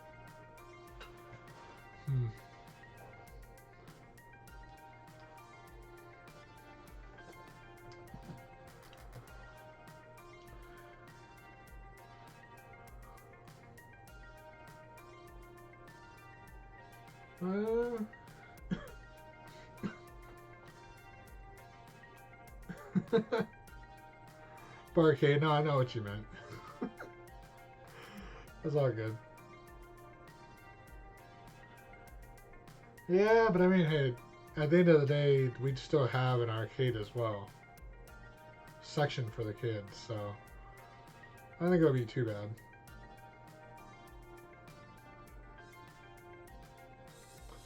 You know what? Yeah, let's take Deco down. Fuck it. We're gonna go all in. Ah, yes, Dave and Buster's was the one I was thinking of.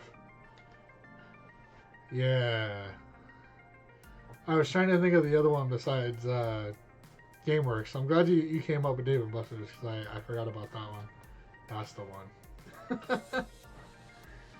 Now I don't remember why I was thinking Dave and Buster's though. Damn it. Oh, because of the beer and the drinks. From, for Deco's Palace, but it was shit anyways. Doesn't matter. Wow, that was from like at least an hour ago. Yeah, let's go with Deco's. We're gonna take down Deco. Fuck it. We're gonna go with Hamza's. Go big or go home. Yeah. Let's fucking do it. Hamza, I think we can do business. We'll make a combination arcade and family restaurant. Such is the irony of Hamza. Such is the iron will of Hamza. You would not regret this. A bit disappointing. We'd still be happy to lend a hand where we can. Absolutely. Absolutely. Having Mr. Moopy available for families to enjoy would be nice, actually. Hey! I'm glad everybody's in agreement. I love it. So it didn't matter. Nice. Okay. Second thing we need to talk about is what sort of games we want to focus on. Funplex did a little bit of everything, and we will too. We want to include all gamers. But we can also highlight one style of play or another. Really provide best-in-class gaming for a specific audience. Any thoughts? Decision 2. Game focus. Please stop doing that. I get it, but stop. Sweet. Jesus. Retro games. It's got to be all about retro games. You know I'm capable of keeping those older games in tip-top shape. Focus on retro games, we could serve an audience that Deco's completely ignoring. As would I. I'd agree with Miss Fairchild. Retro games are an untapped market. Now granted, wouldn't pull as much profit, but we know gamers are seeking them. We don't have to make all the money, just enough to keep our pure and untainted dream afloat. And we can do that with a well-curated retro game library. Nope, no way. Retro's cool and all. Let's take esports gaming. Let's talk esports gaming. That draw money better than jamming a magnet up your ass and dragging you through your Fort Knox. Get a couple of good fighters, more than one FOD, some race and dance games.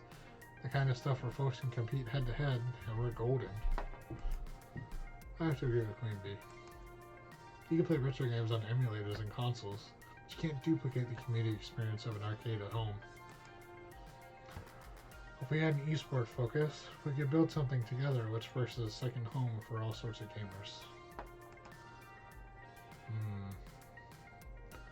I think you know what I'm going to suggest. Redemption and prize games. They provide excellent profits. It's the core of Deco's business model, yes. But I think if we focus on the games, we can do them right. No predatory pricing, no scams or ripoffs. And the truth is, most people will enjoy them. From kids wanting to win that big prize to the wistful adults recapturing their childhood dreams of playing skee ball on the boardwalk. They're simple to play and most of all fun. If they're done right, we can make meaningful memories for everyone. And prizes. Did I mention the prizes? We can stock the shelves with the coolest prizes around. Better than Deco's prizes, which fall apart 2 minutes after you get them. Oh, I had a feeling. Of course. Wow. Fucking Deco. Which matches my ideal arcade mirror? Of all three. Sure, but do we emphasize retro games, esports, or prize games? You are right though. Some retro fits with the esports too, because they do have some esports events that showcase retro games.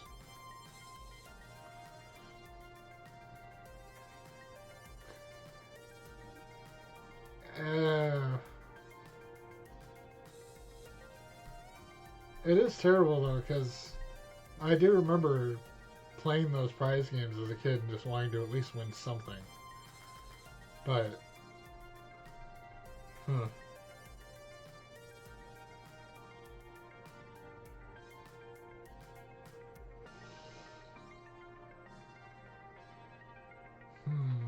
I'm not, in this aspect, I'm not really looking to take him out in this one. So we could do esports right. And maybe even show up L7 while we're at it. Ooh. I think we're gonna go with esports, yeah. Let's do that.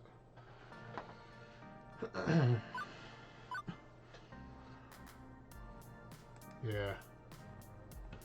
Arcades are all about healthy communities. If we can build an esports scene around the new arcade, we'll have regulars and healthy competition. I'm game for that. Hot damn! Now that is a plan. A choice, Sony. My body is ready for this next dance. Okay, so that's money in games. Now, let's go beyond what we already had at the Funplex. Let's really make this something special. Decision 3. New projects. I want a deafening feature for our arcade. One which will make it stand out. Something nobody else is doing. Something nobody's even thought of before. All deals on the table. It was too outlandish for the Funplex. It's not too outlandish for me. Show me what you got. Well, I mean, I'm not really a part of this, but come on. You're my best friend and 100% part of this. Couldn't be here in this moment if it wasn't for you. Go on, Juniper. What's your idea? Branding. New design for my joint is okay, but it's not like I enjoy designing new corporate logos for fruit companies and stuff. What if I came and worked for you instead? Be your brand manager?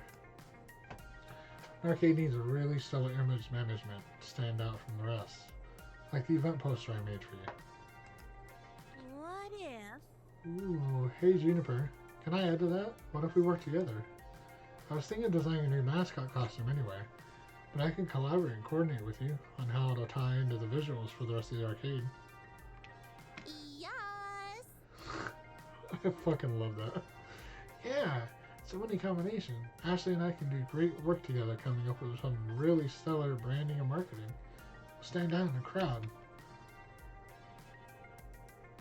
Hell, I know exactly what sort of project I'd want us to do. Streamer support. Assembling and packing away my streaming rig each day is ridiculous, and duct taping a webcam in front of a screen is a lousy hack. I could just step right up to a game and, I don't know, swipe a card or something and be streaming with a direct feed in seconds. Well, I can think of a dozen streamers who'd want to just flock to our place to get a piece of that.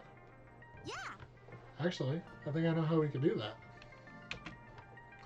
Rig up a general purpose daughter board which plays man in the middle with the video feed, works with an RFID reader to get a streamer's info. Ties into a central video encoder on the Wi-Fi network. Yeah, we can make that happen, and without damaging any classic hardware. Once more in English, please. I know software, not hardware. I'm just surprised I managed to get through all that, because holy shit.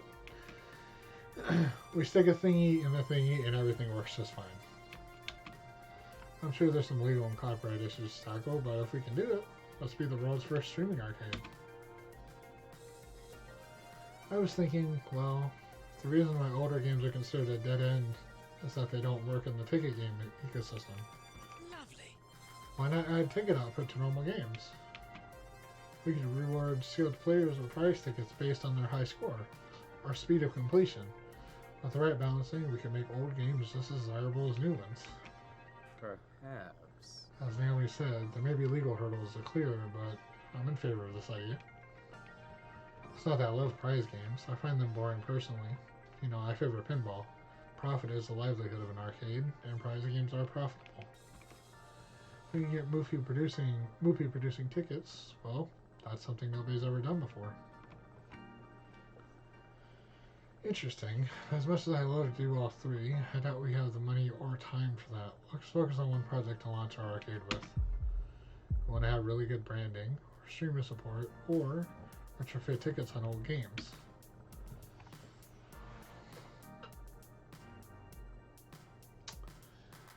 Well, here we go. I love Juniper and Ashley's idea, and Ashley always has the best fucking outfits. And we're together with Queen Bee, so obviously helping her out with that would be helpful. But also, yeah, there's also that part about making tickets work better. They're all really good ideas. Oh, at least 2 out of the 3. Like I said, I don't know about Queen Bee, but we are together with her, so I guess we're gonna have to make a choice on that. Damn.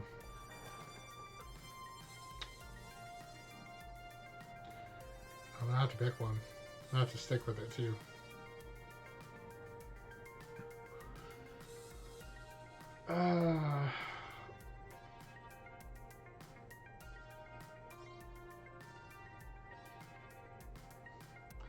So we went with Queen Bee's idea before. We didn't go with Percy's though. But again, Juniper's and Ashley's work really well. And sometimes branding is actually everything. So I think I might go with Juniper and Ashley. Cheapest to start with. Yeah.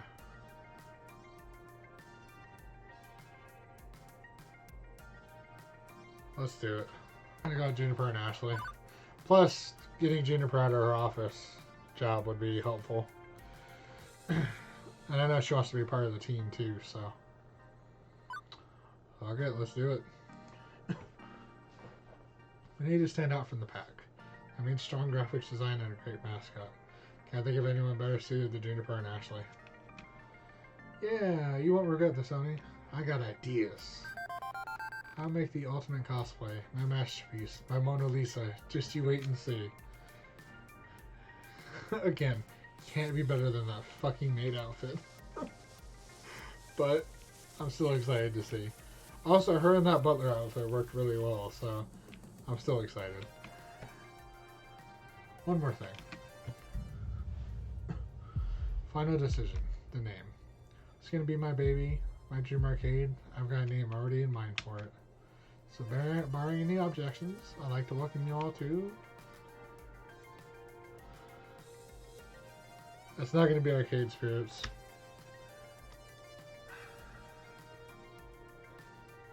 I wonder if we could fit...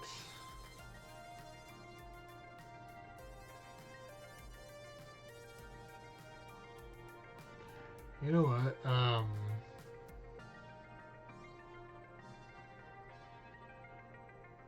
Oh man, what was I thinking about?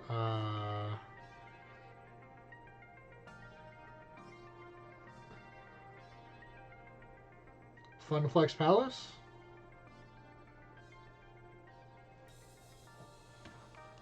Wonder if it'll fit.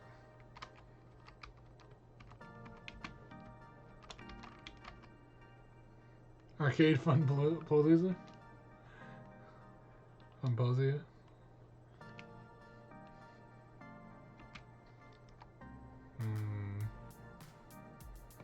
I was thinking about that because if we're going to redo the Funplex as our own thing, and we're also taking over, taking down Deco Palace, Funplex Palace.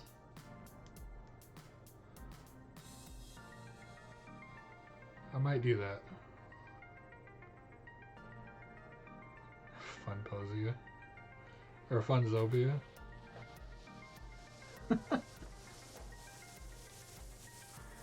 Oh man.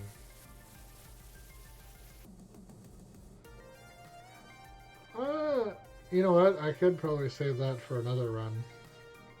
Yeah. I think we'll just do Funflex Palace. Fuck it. Or...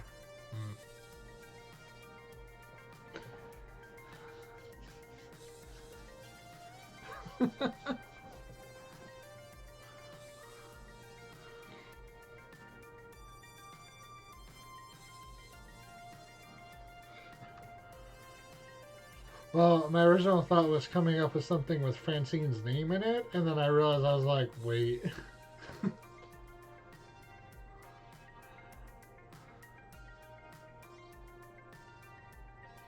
Yeah. Let's go with Funplex Palace.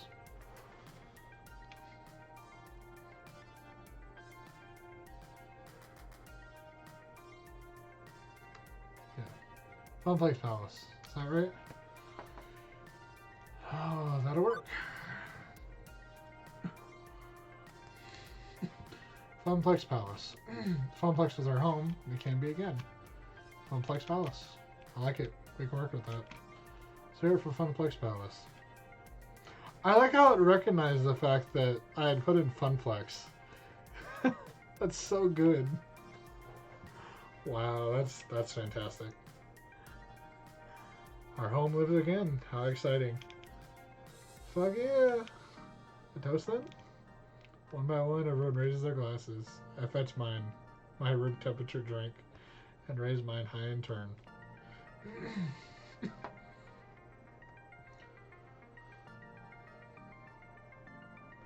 For those we've lost, and those we've yet to meet. Those we've lost, and those we've yet to meet. Funplex Palace, and the future. Woo! Hell yeah!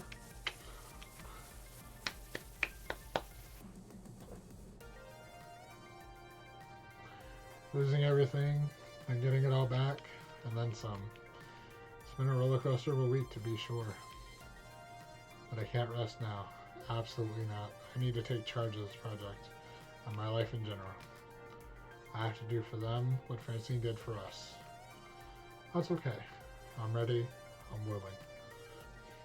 And this is our time. Chapter end. Chapter end. Cleared 6, level 6. A winner is you. Hit the lever. Whew. Oh, hey. Just like always, we're going to be a gentle, sweet, and compassionate soul. Also, you scored 20,700 points. Woohoo! Shops in the volcano devastated city. Oh, shops in the volcano devastated city of Pompeii bear the characteristics of a pizzeria. That's a neat, if a bit depressing, pizza fact, just for you. Want to save your game? Yes, save the game. Whew. Shit, thank you. Alrighty. There we go. We're gonna go ahead and quit. That's gonna do it for this chapter. It is 4 o'clock in the morning. I have some new mail. Cool, cool. Alright, let's there we go. Oh my gosh. Alrighty. Oh, well that was definitely a roller coaster for sure. I've had some downers. Francine being having taken from us. We lost the Funplex because that fucking asshole deco nami. But we've had a lot of friends. We're getting help. Finally building a new place. The place is gonna be ours. Oh my gosh, it's gonna be a lot of fun. Whether or not we continue that this week, I don't know. A lot of folks aren't going to be on for Thanksgiving, but I'm pretty sure I'm going to be. I have high hopes I'm going to. So, yeah, on Thursday we might continue this, or maybe save it for Saturday, or just wait until next Monday. Figure it out as we get closer. But we'll see how I feel about tomorrow. I wanna try and get back to trying to stream a little bit every day. So we'll see what we got set up for tomorrow. Depending on when I get home, I might try and go back to. I think it's still on my thing. Yeah. Since I feel like I need to finish the Sandman, which it's past Halloween, but I've been looking to try and finish it. I might try and do some smaller streams the next couple of days, just to kind of fill the void until we get to Thursday. So that'll probably be a thing. I can do at least a couple hours, depending on whether or not it is, like I said, when I get home early in the morning, or if I decide to just nap and try and like get in before work is going to be dependent. But either way, I'm looking to try and stream a little bit more this week, get on schedule, and then once Thanksgiving hits, try and do maybe a full day stream. On Friday is going to be another short one because I do have to work that night. We might do another one, another probably maybe full day stream on Saturday, or I'll just take a break on that day. We'll see how I feel. Again, it'll all be dependent on how I'm feeling, but I do want to try and get to a regular streaming schedule. So we'll see how that goes. But yeah, no, this is fun. Arcade Spirits is always something I'm looking forward to jumping into. So I'm happy that I'm actually able to jump into this and do the thing. Oh, for sure.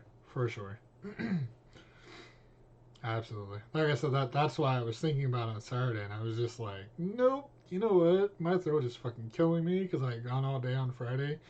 I'm good. I'm just gonna take Saturday off. Come back on Monday. So yeah, if it's something like that, yeah, for sure. I know. I'm just kind of like, I'm just going to call it in.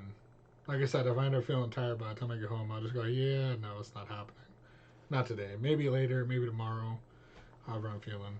But I do want to try and get more consistent because I am almost there. I'm at like 278 for my viewer count. So if I can hit close enough to 3, or at least keep that consistency going, that way when I do hit those longer streams, I can hopefully hit that three viewers, and I can get on track because my streaming days themselves are 9/7 right now, and we're almost at 10. So yeah, that's really all I'm missing. And I know if I gotta push it just a little bit to get this done, I'm gonna at least attempt it. So yeah, because at the very least, once I hit affiliate, I'm gonna start slowing down a little bit at that point, anyways, since I'm gonna hit it. I'm not really too worried about hitting partner, at least not right now. But yeah, if I can at least hit affiliate, I'm good for the time being. Especially because this bullshit they have for like you can sell yourself out and get affiliate is just like okay, that's you can pay for affiliate now. I'm good. I'd much rather work my ass off to get done than fucking take the cheap way out. I don't want that shit, man. And like I told, like I've been thinking about, I was like, they might as well just hand out affiliate to new fucking viewers coming on the stream because if that's what they're doing, you know, fuck, man, it's ridiculous. But still, though, if I can get it, and I did hit it once during a long stream, and I didn't have my days up, which really disappointed me. But I had hit 3 viewers at one point, and I could have gotten it. But yeah, I'm gonna keep working, keep doing it. But I'm hoping that I can get it hopefully before the new year. That'll be a nice little Christmas gift to myself. Yeah, exactly. That's what I was saying. Yep. But yeah, like I said, that's why I want to try and keep some consistency with this instead of like streaming for one day and then taking a long ass break until the weekend hits or until I can get a break and then long stream. And it just fucking me up.